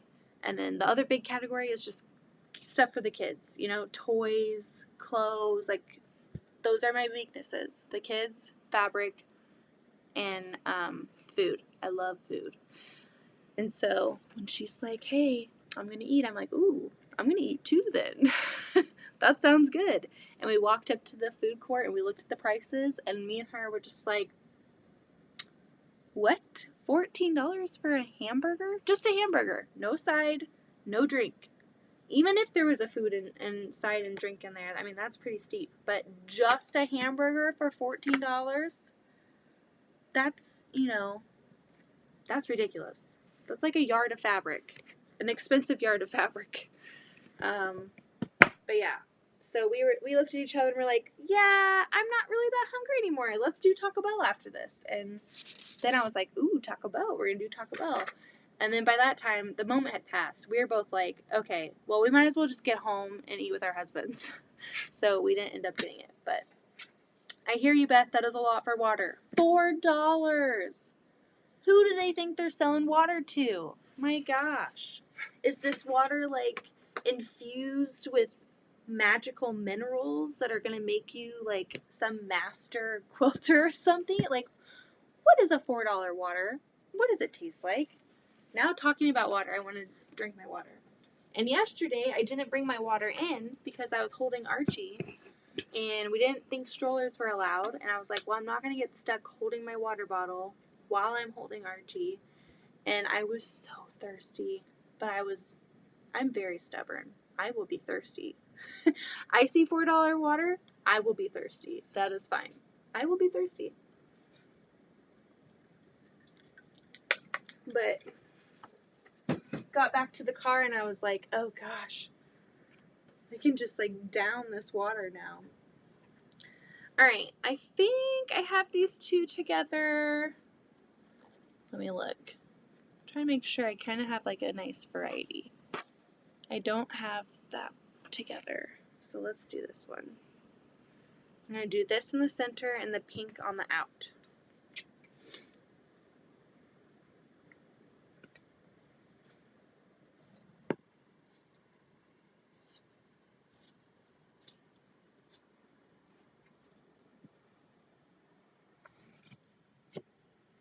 All right, we have 4 of those. And then we have more of these. I kind of have scraps like all over the place for this project. I'm going to kind of stack them and separate them from the parts I'm going to throw away. Okay. I know it's a little wild over here, but we are FPPN. It's okay to get messy sometimes. I don't want to throw away pieces that I cut. A lot of these are just scraps. I'm not going to keep those. Okay.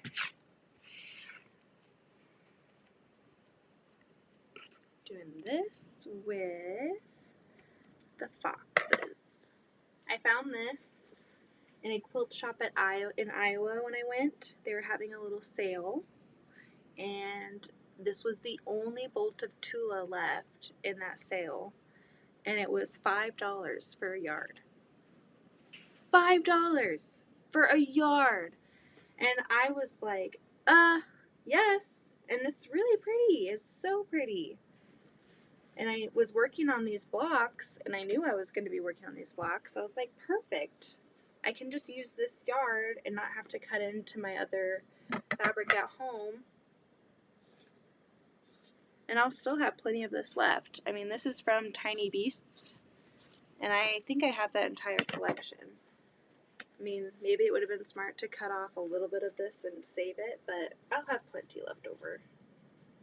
$5 for a yard of Tula. That is a win right there. $5 for Tula for a yard versus $4 for a thing of water. See, that's how I rationalize that. I mean, I think that's the right way to do it. I'm gonna cut this off. Alright, I need 8 of these.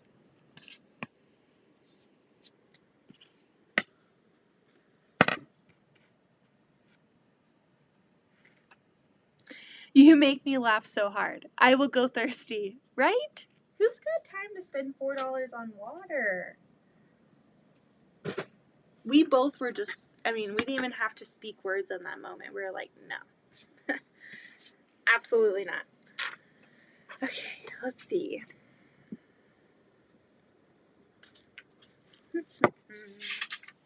I kind of want to show you guys my poll for my next test pattern that I'm doing. It's really, really fun. It's all going to be speckled. It's a navy blue background. I feel like the selvage is definitely showing in here. I'm okay with selvages on mine, but oh my goodness, what is going on over here? Something's got my allergies going. Okay, there is this other thing. I was gonna buy it today. I saw it yesterday. And I was like, ooh, that would be really nice to have as I'm long arming and working on like quilts, even my own quilts. It's called the Sticky Roller, and it is a reusable sticky roller. So I have like these. I have like 3 of these down here that I just keep down here, and I always like lint roll before I send a quilt back just to get like the extra threads. I mean, so many threads. And I do have a Labradoodle. I mean, he's not like rolling up in your quilt or anything, but you know, I sometimes will have a dog hair on me and it might transfer, so I just like to lint roll. And this sticky roller is a reusable silicone roller that you do your thing, and it picks up like pens. It was picking up coins. It was picking up big pieces of plastic, thread, dog hair. It was picking up everything. So you do that, and then you rinse it with like hot water, and you dry it with like a towel, you know, a lint-free towel. And then you can reuse it. You don't have to keep buying it. And the demo was so effective. I was just watching her do this, and I'm like, holy crap. Like, I've seen this online before. And you never know when you see things on, like, a YouTube video.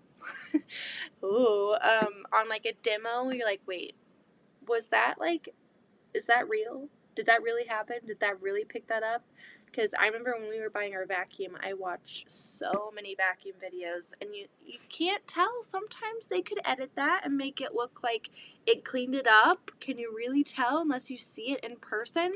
So I saw something similar to this before, and I remember telling my mother-in-law and my father-in-law, I was like, there's this really cool reusable dog hair thing, because they have dogs, and I know like dog hair over there, they get stressed with it, and I'm like, this would be so cool, like if it actually worked.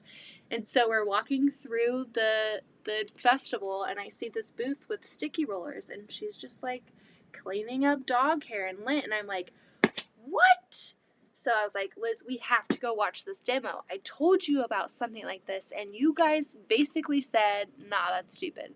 And we sat there and watched this demo, and it was amazing. It was so cool. So if you have dogs or cats, or even just in the sewing room, if you drop a magnet or threads, like how many of us are walking out of our sewing rooms with thread just all over us, all over our clothes? Look into the sticky roller. I saw the demo. I saw her do it. I did it myself, and it works. So I'm thinking, I don't know. I have her card, but I was like pretty convinced that I was going to go in there today and buy the bundle of the like standard size, a travel size, and then she kind of had this little like cube thing that you could get it out of carpet, kind of like I'm probably going to say this wrong, a pumice stone. What is that called? You guys will know what that is, but it's like a plastic one, and it picks that up. And then there's a long extendable one that you can do your design walls and get all of your thread off like the batting walls that you have, and like even just your regular walls or any high up place. If you have quilts on your walls, you can lint roll them, and then you wash it, and you never have to buy these again or throw them away. Anyway, that's probably the coolest thing I've seen. And I'm really, really wanting to buy it. But I was, I didn't buy it today. Tomorrow's the last day. I can buy it online. I have her card, but I don't know. You need to go check it out. It was pretty freaking awesome. It's the same here at the larger quilt craft shows. Oh, with the price of food and everything. Oh my gosh. Insane. I am still doing it. That sounds awesome. I use the old style red fuzzy lint remover. When I use the paper sticky lint rollers, reusable would be great. And it's so cool, Amy. And she said, so she had a bucket of hot water. I guess I should be piecing while I'm talking. See, I get too into what I'm saying. So, so she had a bucket of warm water, like warm soapy water, and she was just like dipping it in, and all of that stuff just fell right off of it. And she just dabbed it dry with a towel, and then she was back to just doing it. She was just getting it done. And then she was like, well, and if you don't want to have like a bucket of water, which, I mean, who just has a bucket of warm soapy water laying around? You can use your Dawn Power Wash spray. I don't know if you guys use that. We don't, but my mother-in-law, they use that, and I've heard wonderful things about that stuff. But you can just spray that on there and wipe it off, and voila, there you go. Alright, I'm going to use this on this block and see. So the last couple blocks I haven't used it. Yeah, so we'll see. We'll see. Maybe I'll have to get it and do like a YouTube video and be like, hey, you're not official ambassador for the sticky roller. Because I don't know, that's a really cool product. And to have that in here when there's a quilt on the long arm, I can't even talk, I'm so excited. Or even just the quilts that are wall hangings, being able to clean those up, get dust off them, or thread off your clothes. Count me in. Plus, it's good for the environment. You're reusing it instead of like throwing stuff away constantly. So that's nice. If we're trying to be more sustainable and such. I'm trying to be a little bit better. But I don't know. That blew my mind, so I had to share it with you guys. Had to share it with you.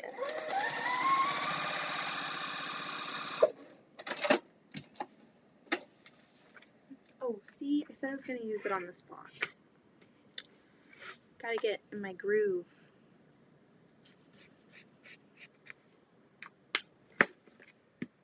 Do you have to keep it upright when you're not using it?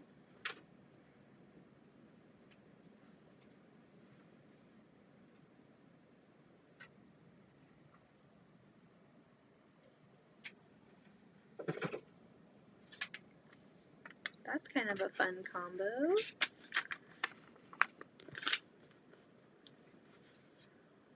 Oh, it'd be great for lampshades. Heck yeah.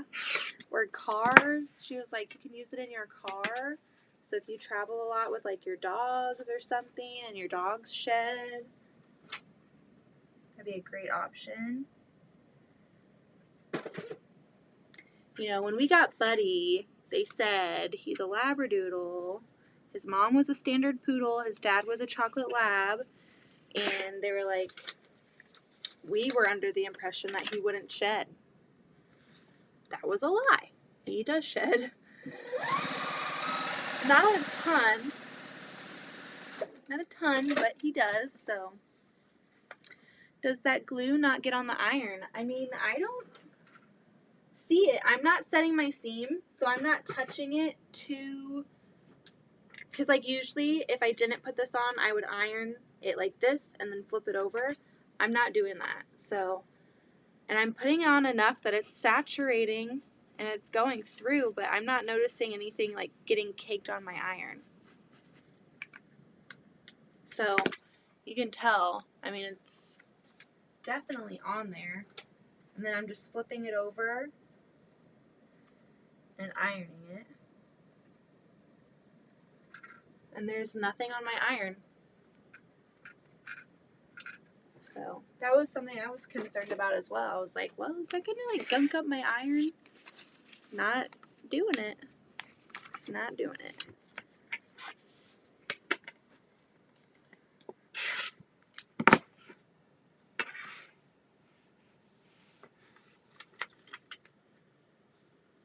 So that's kind of nice, because I hate when stuff gets on my iron and I'm like, no, I have to clean it.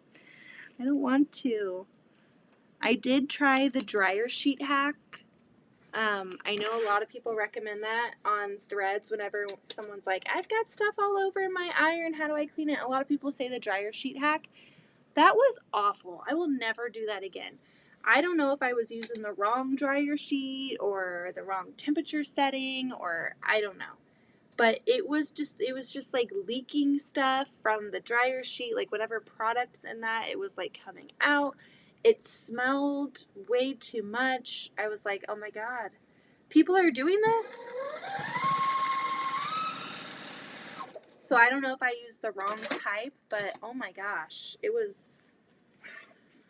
I need some of that. You should definitely try it. I got it today. I mean, I've seen almost every YouTuber is like, oh my gosh, this is amazing. And I just kind of watch it. I'm like, okay, noted. I'm going to keep that on my brain.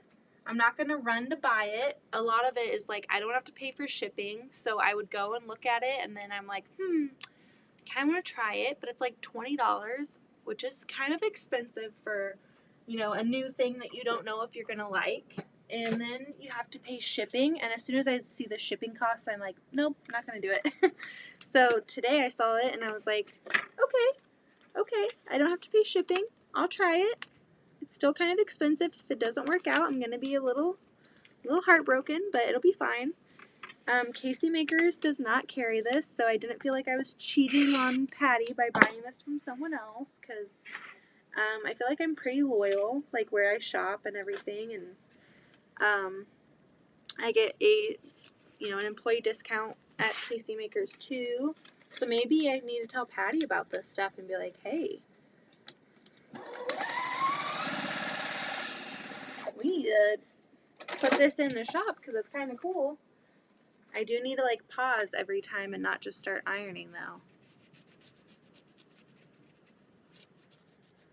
And I heard people, like, since it is expensive, like, they dilute it. They add water to it so it lasts longer.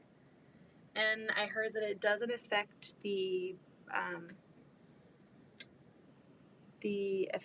don't know. It doesn't affect how it works when you dilute it. So I'm going to need that recipe, because if I end up liking this, I'm going to find a way to try and make it last longer. I'll have to try and use it on some traditionally pieced blocks and just to see how I like that. For traditional pieced blocks, we'll see. I mean, it is an added step. I think out of the whole thing so far, that's probably my least favorite thing is that I have to like stop myself and be like, hey, no, no, no, no, no. Take a minute and put some of this on here. I wonder. I cut these like an awkward size. Whatever. It's okay.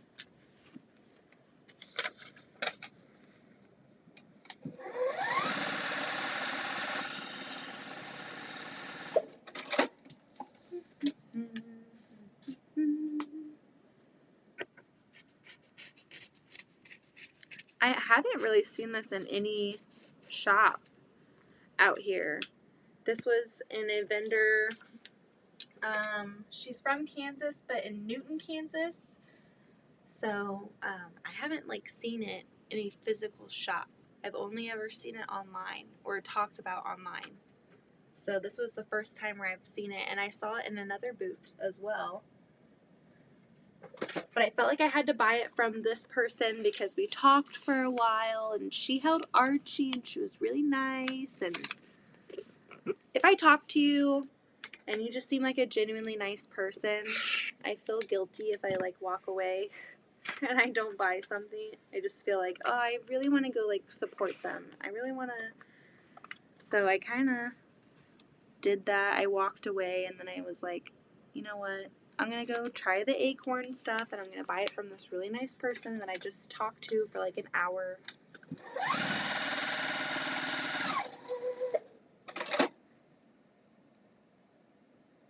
I don't know if I hear Archie crying or not.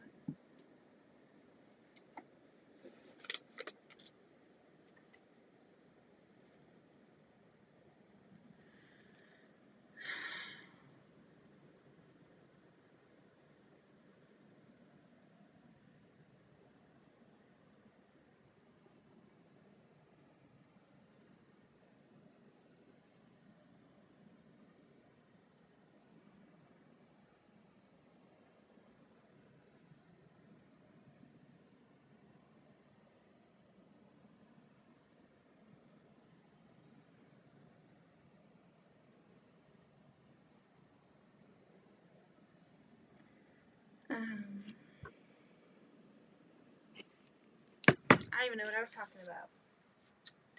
talking about. I'm just yapping away over here.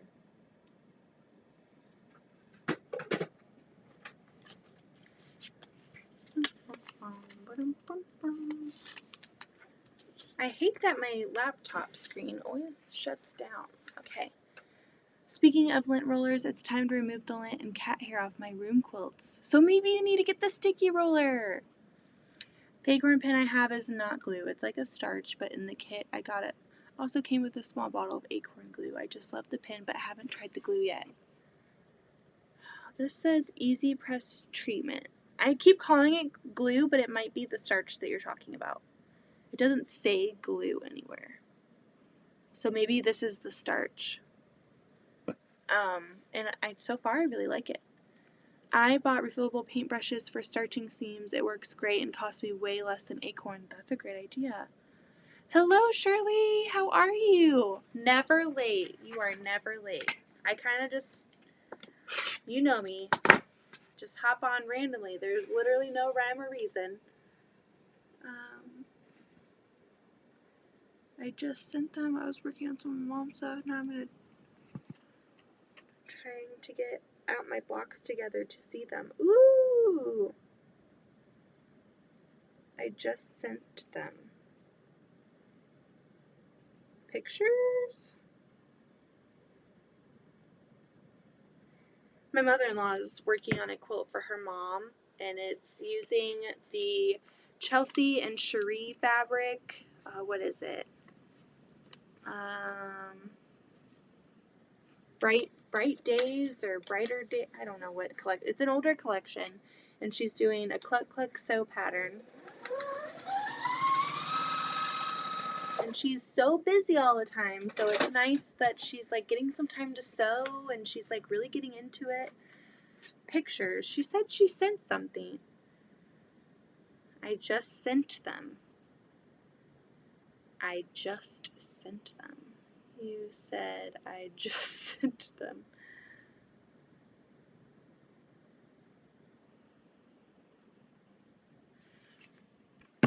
Hi, Teresa. How are you? Yeah, that's worth trying. Getting some paintbrushes and doing the starch just in the seams, because I guess, you know, that's what this is. So, all right. I would like, we need a 3D print, some like silicone thing that sticks to your table that you can just pop right in there. I mean, I have this one over here, but there's an idea. There was a really cute entrepreneur there. I don't remember how old she was, like maybe 11 or something. And she 3D printed this thing that attaches onto your machine, and it holds like a regular pair of scissors and a pair of snips in there. And then she had seam guides and everything, and it was like a family thing. Her and her cousins did, and she was so cute. Oh my gosh. I was like, you get it, boss lady. You do your thing. And so many people were in that line supporting her. You said you'd. Oh. My mother-in-law. Got it. Me too.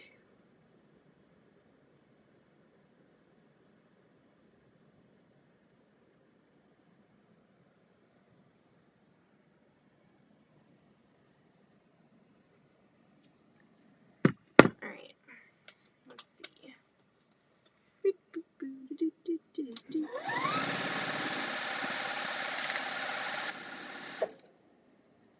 Hi, Teresa. We keep crossing paths. I'm tired but doing well. Oh, I'm tired too. So we are in the same bus. We are in the same bus. Where did that... Okay, see? I literally just put this over there and I couldn't find it. Yeah, I'm pretty tired. It feels like it's 10:04 over here, but it feels a lot later. Usually I'm in bed and asleep. I feel like I'm just not a night owl anymore. But I'm starting to feel more like myself, and I'm like, you know what? I have so much to do. I need to go downstairs and get some of these blocks done.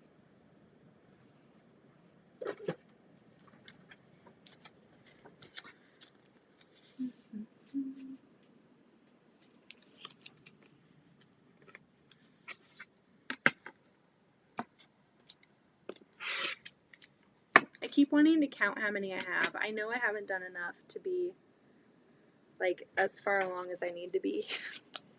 But you know when you're just trying to make progress and you're like, okay, I haven't been keeping track. How many have I done? And you count back and you're like, dang it, I've only done like 2. That's probably where I'm at right now. But I've got all weekend. I mean, tomorrow is pretty full. We're going to go back there. I have to pick up Heather's quilt. And then we're going to go see the Impractical Jokers. Do we have any Impractical Joker fans in the chat? Because I feel like everyone that I talk to about them just doesn't know who they are. Does anyone in the chat watch the Impractical Jokers or know who they are, think they're funny, whatever? Do you guys know who I'm talking about? We are going to be seeing them tomorrow, and it's going to be awesome. I'm going to be leaving Archie, and it's kind of giving me anxiety a little bit. It's going to be like the first time where I'm like off and I'm gone for like a long time. He's going to have a bottle maybe, and I don't know. I just hope it goes well and he doesn't put up a fight, and I'm really excited to go see the Impractical Jokers, but I feel like almost the entire time I'm going to be like, okay, is he crying? Is he okay? Is he asleep? Are they doing okay? I mean, I'm not worried about the other 3. I'm worried about Archie because if he gets a certain way, no one else can feed him if he doesn't want to take a bottle. I don't know. He just seems so young. I still feel like he's part of me. I don't know. It's just hard. I cleaned my iron with... Whoa. Hold up. Let's see. Here we go. I clean my iron with wax paper and salt. Spread salt on your wax paper, and with the hot iron, just rub it over the salt. It will come clean. I like that, and it's not like a toxic thing. Ooh, motion at your front door. That's creepy. That always creeps me out. Like, who's at the front door, though? It's always like a bunny or a dog or a bug. If Crystal was on here, she would say it's a bear. I don't see anything. Gives me the heebie-jeebies, though. Okay, but I like how, like I was saying, sorry, I'm squirrely right now. The longer we go, the more off track I'm gonna get. I like how that is a non-toxic solution. I feel like all of the other stuff has so many chemicals, and like that stuff that was coming off the dryer sheets, I didn't feel good inhaling that. Like it smelled, not like I was like huffing it, but I mean there was some fumes coming off of there, and I did not like the smell. And I was like, oh my gosh, what the heck am I breathing in right now? And what is this liquid coming off of here? So I didn't like that. I was like, I will never do that again. But the wax paper and salt sounds like a nice, like, natural remedy to doing it. Are you following me?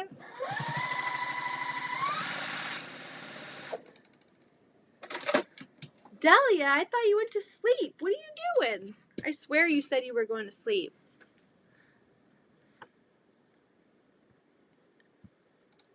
I need to get my mouse over here. Yes, ma'am. They are crazy. Yay! We have another Impractical Joker fan. Okay, I'm glad that I don't feel like I'm the only person who knows who they are, but they will be doing a show tomorrow night. I'm so excited. Nope, moderator for Donna. Oh, yeah. It's Friday, I guess. I just hopped on here. Didn't even think about. I sometimes don't even know what day it is, honestly. And by sometimes, I mean never. Okay. This one I used Acorn on all of them. Look at those seams. They're so crisp. Alright, I'm going to trim it and take the paper out.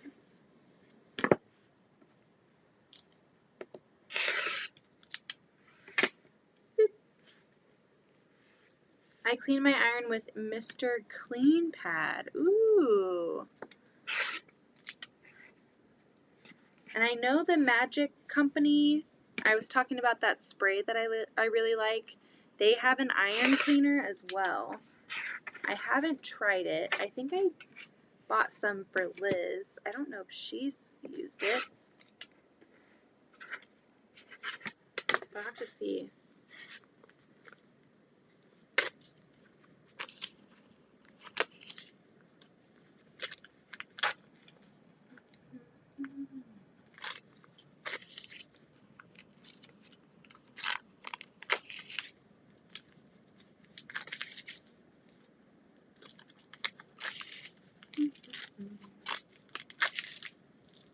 I like how it adds a little extra stability. Ripping this paper out, my seams are completely unaffected. That is nice. Sometimes just the act of ripping the paper off can really distort those seams and make them go wild and kind of like, look how flat that is. That's nice. Another one on the pile. I need to move that away from my scrap pile before I accidentally toss one of those. Okay. We're just going to keep going until I'm like absolutely delirious and unable to sew. Let's see. The stack's getting lighter though. 1, 2, 3, 4, 5, 6, 7, 8, 9, 10, 11, 12. Oh my gosh. What did I get myself into? I think we need to pull another fabric, or we need to do this. This one's a hard one to like pair with another one though. I might save this one. I'm gonna maybe fold these bigger cuts up and put them away and go grab some fat quarters to go with the ones that I have out. Because I can save these to use in making my Tula bag. Let's see, what do I have over here? I've got some black and pink. I've got some of this blue. I love this stuff. This fairy dust. Let's use that. I'm going to try and take this over to my fat quarter section. I mean, I have this, but I really don't want to get into this for FPP. I don't know why I bought this for this project because it's going to drive me crazy. It was a remnant.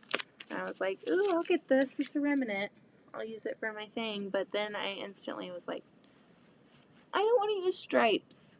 I don't want to use stripes because it's going to be very obvious if they are not perfect. So maybe I'll go grab some from my stash. Hold on. Let's go over here. I'm going to turn you around. You get to see the other side of my basement. And my ring light, apparently. There we go. Okay, I've got my Tula in here.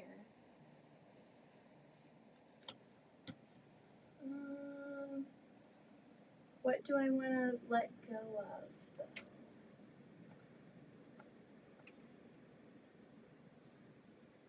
I have 2 of these.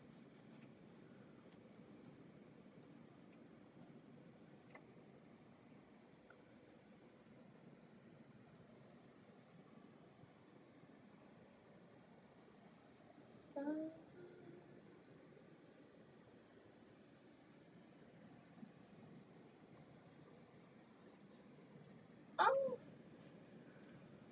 Okay. I'm going to put the trash pandas away, but I have 2 of these hedgehog ones, and I know I have yardage of that. And I have 2 of these ladybugs. I'm going to put the raccoons away, though. Okay. I'm going to take this over here and whip you guys around again. Whee!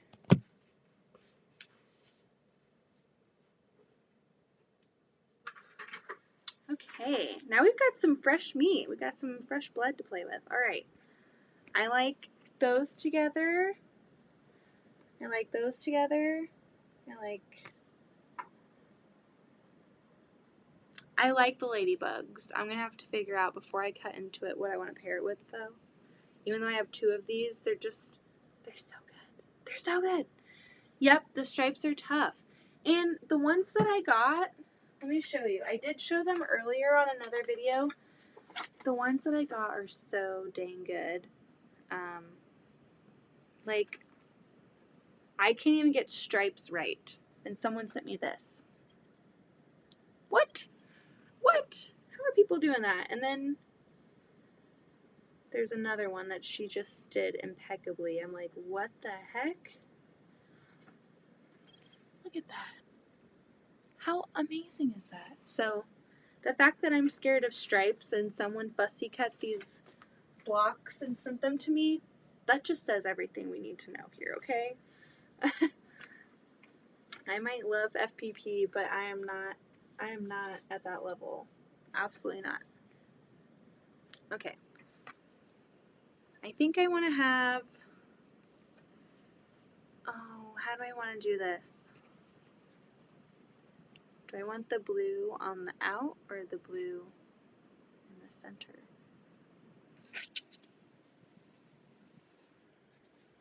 I think I'm gonna, let's just do one of each. There we go. That solves that. It does feel kind of good taking fabric out of your stash and just cutting into it. Just going for it. It kind of feels really good. You're like, you know what? I'm using this and it's turning into something and it's not just sitting on a shelf. That feels really good. Alrighty. These are going to be the center on here. I cut these pretty big.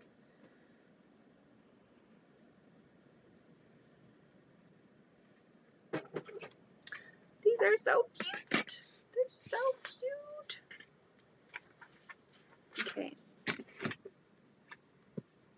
Oh my gosh.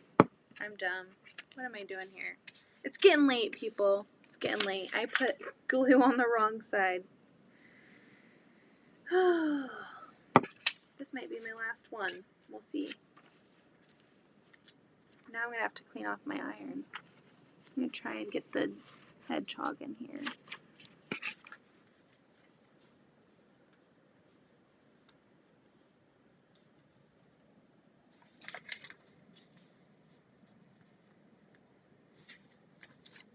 Alright, well, that's just going to be as good as it gets. I'm going to try and get it in there. It's literally only one hedgehog on there. I think we're going to clip off his ear, but it'll be fine. When you are using the FPP paper, the stripes might be a bit easier. Oh, yeah. Not as thick, I guess. That makes sense. You can see through it a little bit easier. That's a great point. I get just so excited to get into it. I don't know if anyone else is like this, but I get that pattern up and going, and I just hit print, and then as soon as it's done, I'm like, dang it, I didn't switch the paper out, and it happens all the time, and I'm like, you know what, I guess I'm using copy paper, because I'm not going to, like, waste it and reprint it, unless, like, I am going to make it bigger or, you know, whatever, but I hate that I do that all the time. I'm going to use it. Where's this acorn thing?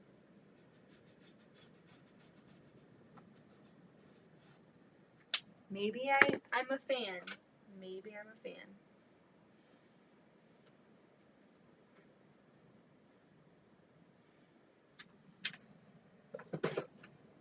Oh, there's a little hedgehog on there.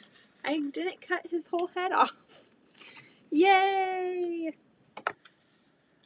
Victory!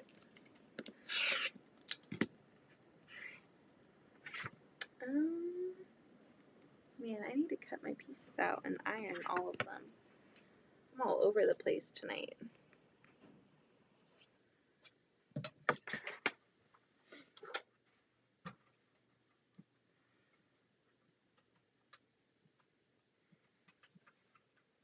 Oops.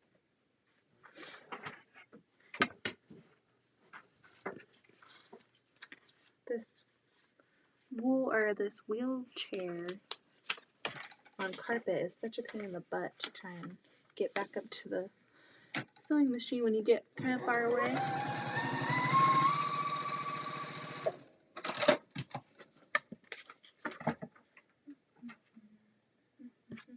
I need to just keep this by my iron, I guess. Keep it on my ironing table.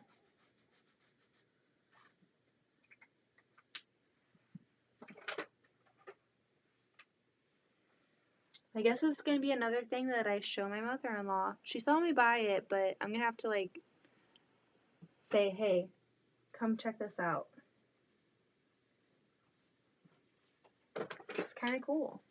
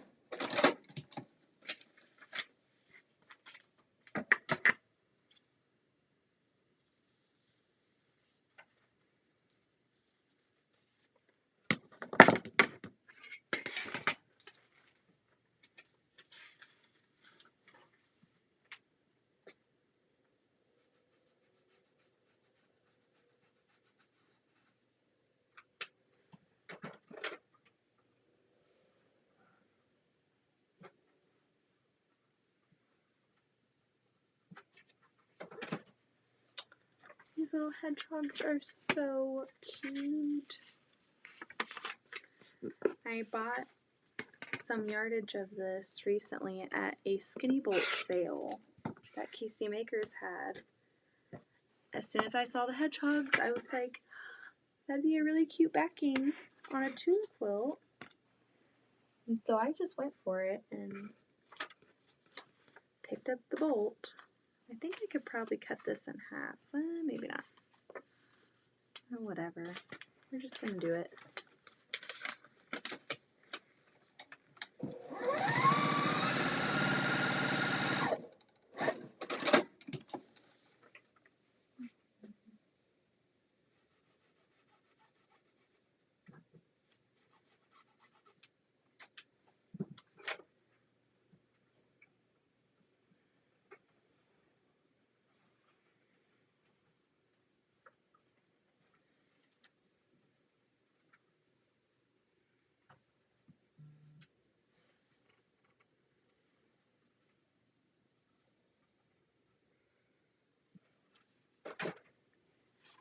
My mother-in-law shared her.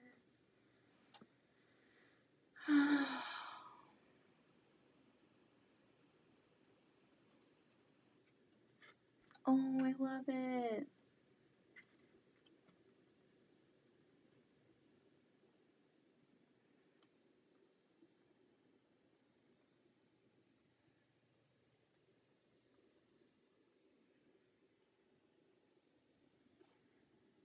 Okay. Maybe I'm gonna do this last one. I feel like I didn't really get a lot done. I think I maybe got 4 or 5 done. I don't even know.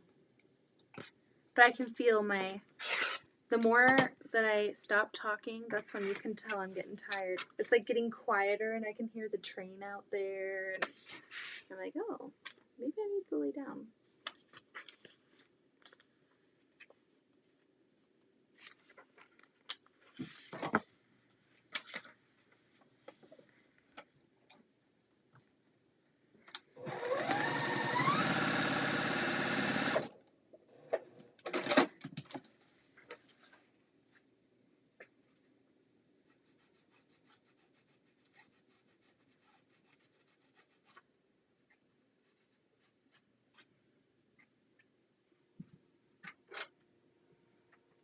It is almost 10:30. Oh my gosh. I remember when I used to stay up at like 2, 3 in the morning. Oh. I think it's probably because I'm up at 2, 3 in the morning feeding Archie these days. I'm like still waking up and feeding him every couple hours. Probably what? Oh, I gotta log into my computer. Hi, Donna. I don't understand the paper piecing, which I've never tried it, and that may be why I don't understand it. You definitely need to try it, okay?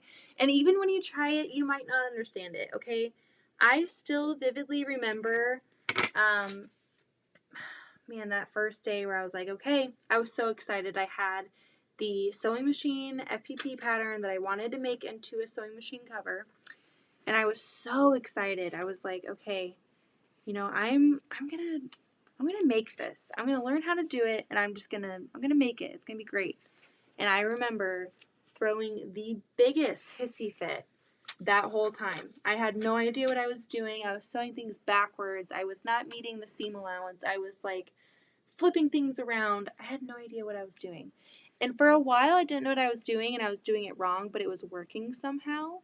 And so I was like, oh, I know what I'm doing. And then I would keep going, and it just would just go straight down the toilet. And I remember getting up from my sewing machine, maybe cursing a little bit, running upstairs and be like, I'm never going to learn how to do this. This is like the dumbest thing ever. I don't understand it. And then I'm very stubborn, so I'd go throw my temper tantrum, and then I'd go right back down the stairs like 2 minutes later, and I'm like, I'm going to figure this out. I'm going to sit here, I'm going to fail a little bit more, and I'm going to figure it out. And Austin, even him, he was like, Beth, I think you need to take a break. Just try tomorrow. Just try tomorrow. You don't have to learn how to do it today. And I was like, no, I'm going to go down there. I'm going to freaking do it, okay? I probably said, a different word, but I was like, I'm going to go do it. And then once it clicked, it clicked. And once that moment happens, it's such a relief. You're like, oh my gosh, okay, I get it. It's really, really confusing at first, but I get it now. And it'll be good. It'll be good. It's not going to make sense, but then it will. I find paper piecing time consuming versus regular piecing. Yeah, it can be. There's a lot of steps, but there are parts of FPP that are not as time consuming. Like, you don't have to pre-cut your pieces, right? You don't have to trim and square up, until the very end. And so I feel like there's definitely pros and cons. I love FPP, and I was really on this like FPP or die. Like, I wasn't doing traditional piecing for a good almost year because I was so into FPP, and then I was starting to test a little bit more, and most of those patterns, I started doing FPP, and then I was like, okay, I'm going to test these traditionally pieced patterns because I just love traditional piecing too, but I sucked at it because I was doing FPP for so long, and then I'm like trying to sew these actual quilts together without the lines on there, and I didn't know what I was doing. And I remember testing for Heather, actually. It was the Moon Medallion quilt, and this one actually, which is one of my favorite quilts. It just so happens to be on the couch down here. But I remember sewing this one. It's her strawberry one that she still hasn't released. She's just teasing. I'm just lucky. I got to make this one. I don't think she's gonna have time to. She's a super busy woman. If we all harass her a little bit, I'm trying to get this right side up. If we all harass her a little bit, maybe she'll release this pattern. But anyway, I was doing FPP like crazy, and then I started kind of leaning back into testing quilt patterns, and man, I was just struggling. I was like, gosh, this is a lot. I have to square up all these blocks. I have to like have a consistent seam allowance without a line right there for me to sew? No way. And they were rough. And so I took a break from FPP. I really haven't done a lot of it in a long time. This might be the first FPP I've done. I taught my mother-in-law and my sister-in-law how to FPP. Not too long ago, but I haven't really worked on FPP projects. My BOM that I want to do is FPP. I would love to get that done. It's the graphic jam quilt from Sassafras Lane, and it is all Tula, and it's so perfect. But I've fallen off the wagon with that. So me and Heather, we talked the other night, and we're like, hey, we kind of miss our Friday night sewing, so maybe we should get our block of the month going again. And I've been thinking about my graphic jam quilts again. I'm like, I kind of want that UFO to be a done. I want to get it done. It's just sitting in a box. Handmade by Ying with Donna, and you have made me into FPPers. Hey, it's just so much fun, and you can be so precise. So like, I love this. I was given the option of making these swap blocks traditionally or FPP.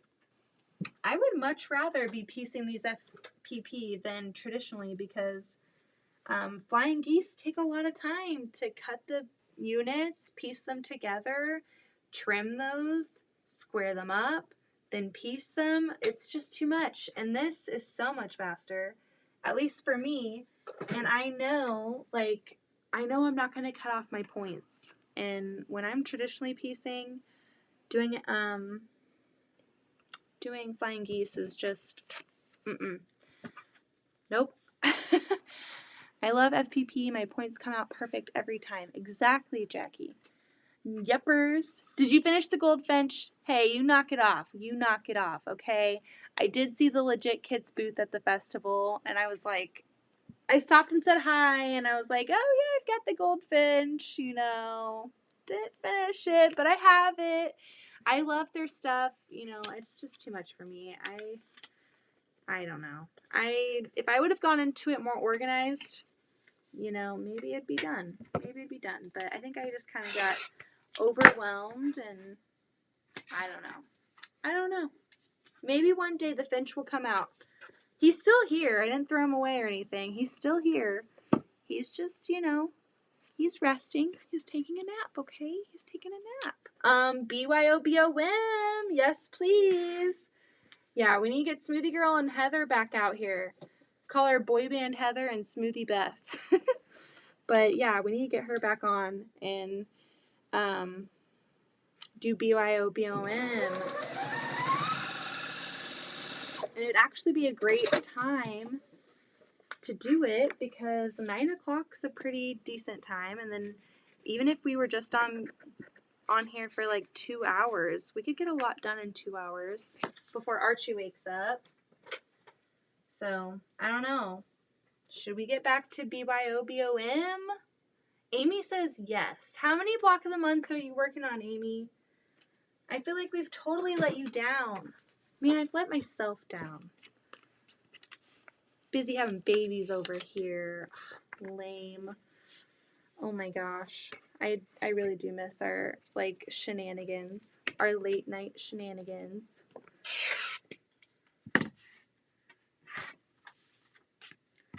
Maybe we need to bring it back. Maybe we need to bring it back. Give yourself grace, Beth. You do have little ones that need time too. Thank you. It's just a hard balance.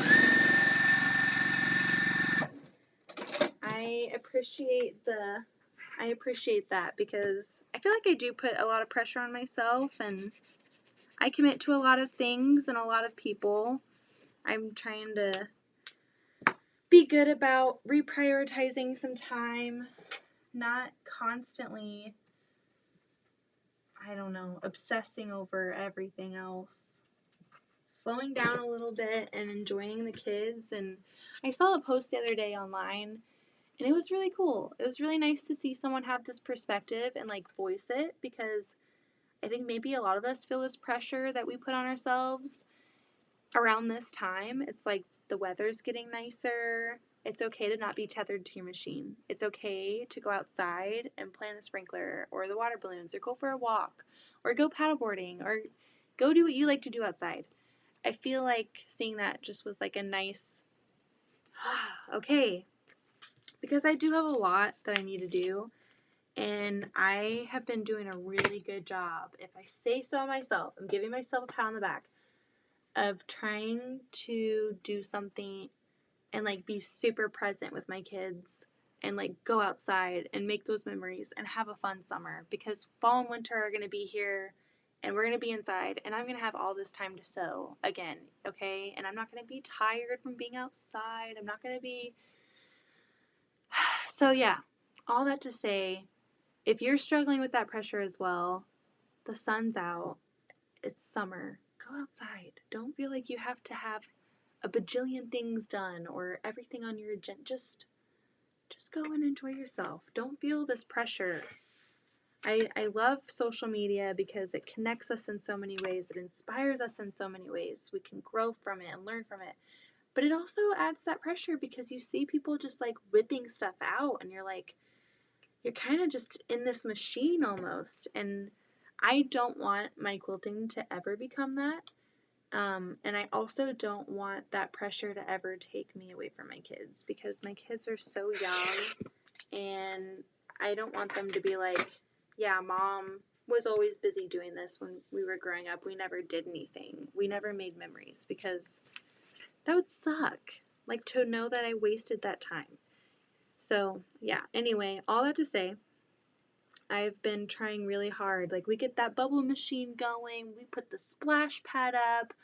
We've been, you know, they ride their cars. We go on the trampoline. We do the slides and the swings. And I try to make it fun. Austin always brings out the popsicles all the time and ice cream and apple sauces, and it's been really fun. I get my music going. I get all of that like classic rock and all that fun music going. It's just a good time. And I'm not feeling bad about not making 1,000 quilts all the time. It's okay to slow down. I think some of us might need to hear that because, I mean, I don't know. I just hate that pressure. Hate the pressure. Just don't forget. Don't forget, you can chill sometimes. I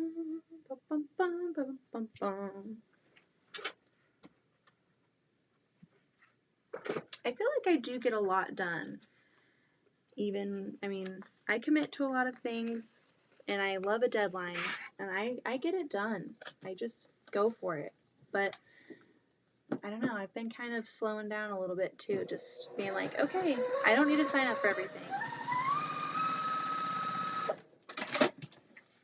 I don't need to do all the things. I can't do all the things. That's what it is. You can't do all the things. So just do the things that make you happy.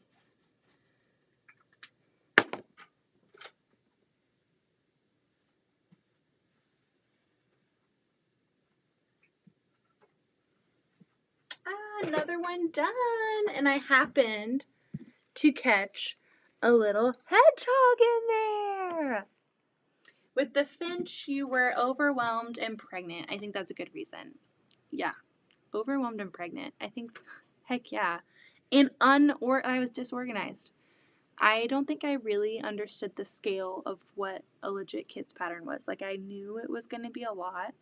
I knew there was going to be a lot. It's not the piecing. I can piece that all day. It's the fabric. There's so many colors. Oh, it's so much to manage. And you see how I paper piece. I mean, this is all scraps. I literally just whack at it. And you have to be a little bit more diligent when you're doing the legit kids. And it's just, oh my gosh, it's above me right now. Beth, what is your pink ruler? I have the yellow at a quarter, but I have a hard time with it. This is the at a quarter plus in the pink, so it might be the same. It's just longer than the at a quarter. It's 12 inches, so just a little bit bigger, in pink. So I have two of them. They're the same one, but one's pink, so I use the pink one. I think Kelly gave me another one, and I was like, well, I might as well have two. And then I had another one, but I sliced it with my rotary colors, so it was like jagged, and I got rid of it. I'm doing 3 block of the month plus 1 group block of, so 4. Oh my gosh, girl. How do you even keep up? I can't even keep up with. I'm doing the cotton cuts. I'm doing a great job. I'm keeping up with that.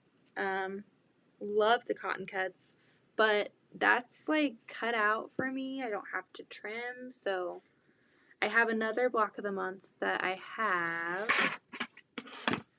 I'll show you the picture of it if you're interested in knowing about it, but I got that because it's really, really pretty. And I opened up the instructions. I don't know how old Archie was, but pretty fresh. I opened that book up for the first month and I was like, nope, closed it back up and put it away and went back to my cotton cuts because there was so much cutting. And I think what overwhelms me with this one is that it's through the quilt shop, and so they bundle all of the fabric together for that month and then you cut it and everything. And I think what kind of overwhelmed me was looking at the cutting instructions, which is fine, I'll cut it, but trying to like match up the fabric colors, because it's not like they're labeled in the pack like A, B, C, D, E. I mean, you can match the colors on there, but there are a lot of colors. And I'm just looking at this and I'm like fresh postpartum and I'm like, nope, not doing this. This is not going to work well for me. So I have this block of the month that I haven't even started. I might end up just gifting it to my friend because she was going to do it and then she backed out and she was going to like redecorate her whole room based on this quilt because it's so pretty. And I signed up for it and I'm not even doing it. So I think I'm going to gift it to her once it's all done. She's such a sweetheart. So it's the Amish with a twist quilt. Oh, I love it. He's so cute. There's just one hedgehog. See, I could fussy cut a little bit. That was literally just luck. Just luck. That's a cute one. So cute. Proud of the mother, you chica. Aw, thank you. Send my way, girl. I'll do it and send it back to you. Yeah, I literally have like the 2 blocks that I had to do for the test. I literally have those done, and that's it. Once I got those done, I was like, okay, I'm done like searching through all these. There's so many. It's like CD, CH, CG, CM. I'm like, no, I can't do it. Okay, I think I'm a fan of the Acorn. Look at how nice that is with the papers out. And these corners, these top corners up here aren't like flailing around. Like they are stable. They are stable. They're doing well in their life. They are not flopping around. Okay. Should I do one more? 1, 2, 3, 4, 5, 6, 7, 8, 9, 10. You know what? Let's do one more. Let's do one more. If I can get down to 10, I feel a lot better about myself. Alrighty. I think I'm going to make one exactly like that again because I really like that. Should I do the blue in the center and the pink on the out? No, we're going to do the hedgehogs. Let's challenge ourselves on this one to get hedgehogs on each of these. Let's see. If I succeed, I might actually want to keep this one and make another one because I did overprint. I have 3 more, so if this one actually ends out well, I might want to keep it as like a ta-da, I did it kind of thing. All right, here we go. We're fussy cutting over here. Boop, boop, boop. I'm going to do my flatter.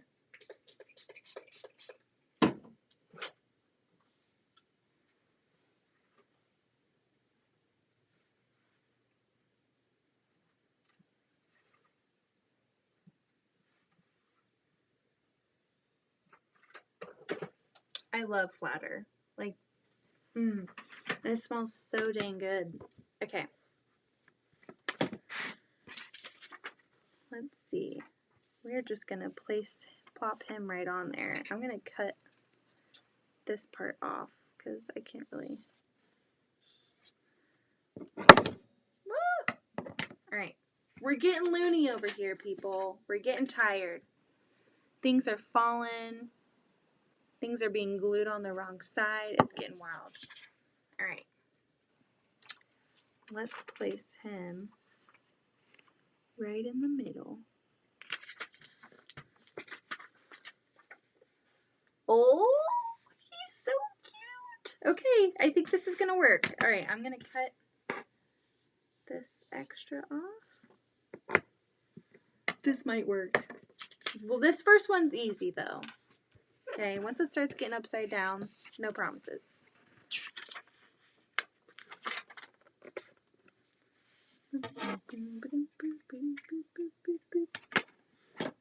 I will say I fumble around with that ruler trying to find the raised edges when I'm not looking at it. Kind of have to rotate it a little bit. Oh no!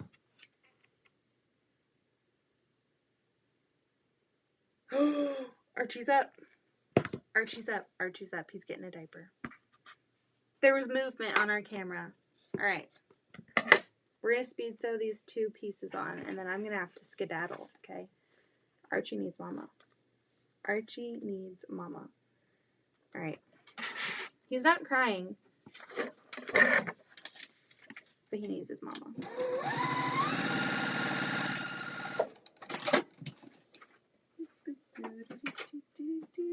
want to show you my little fussy cut hedgehog.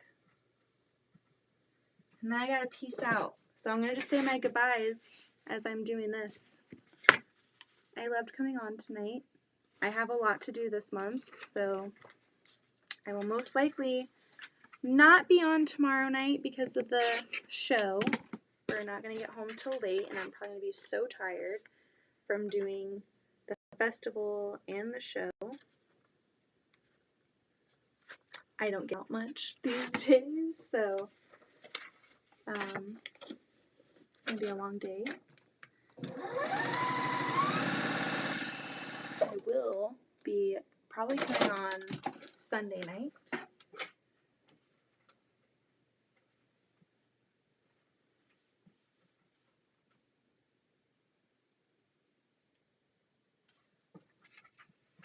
But that is it for me tonight. I'm going to turn off my iron. Oh, I hear him. Okay. There's the little hedgehog. Okay. Goodbye, everyone. I'll see you maybe Sunday night. Not tomorrow night. Sunday night. Goodbye.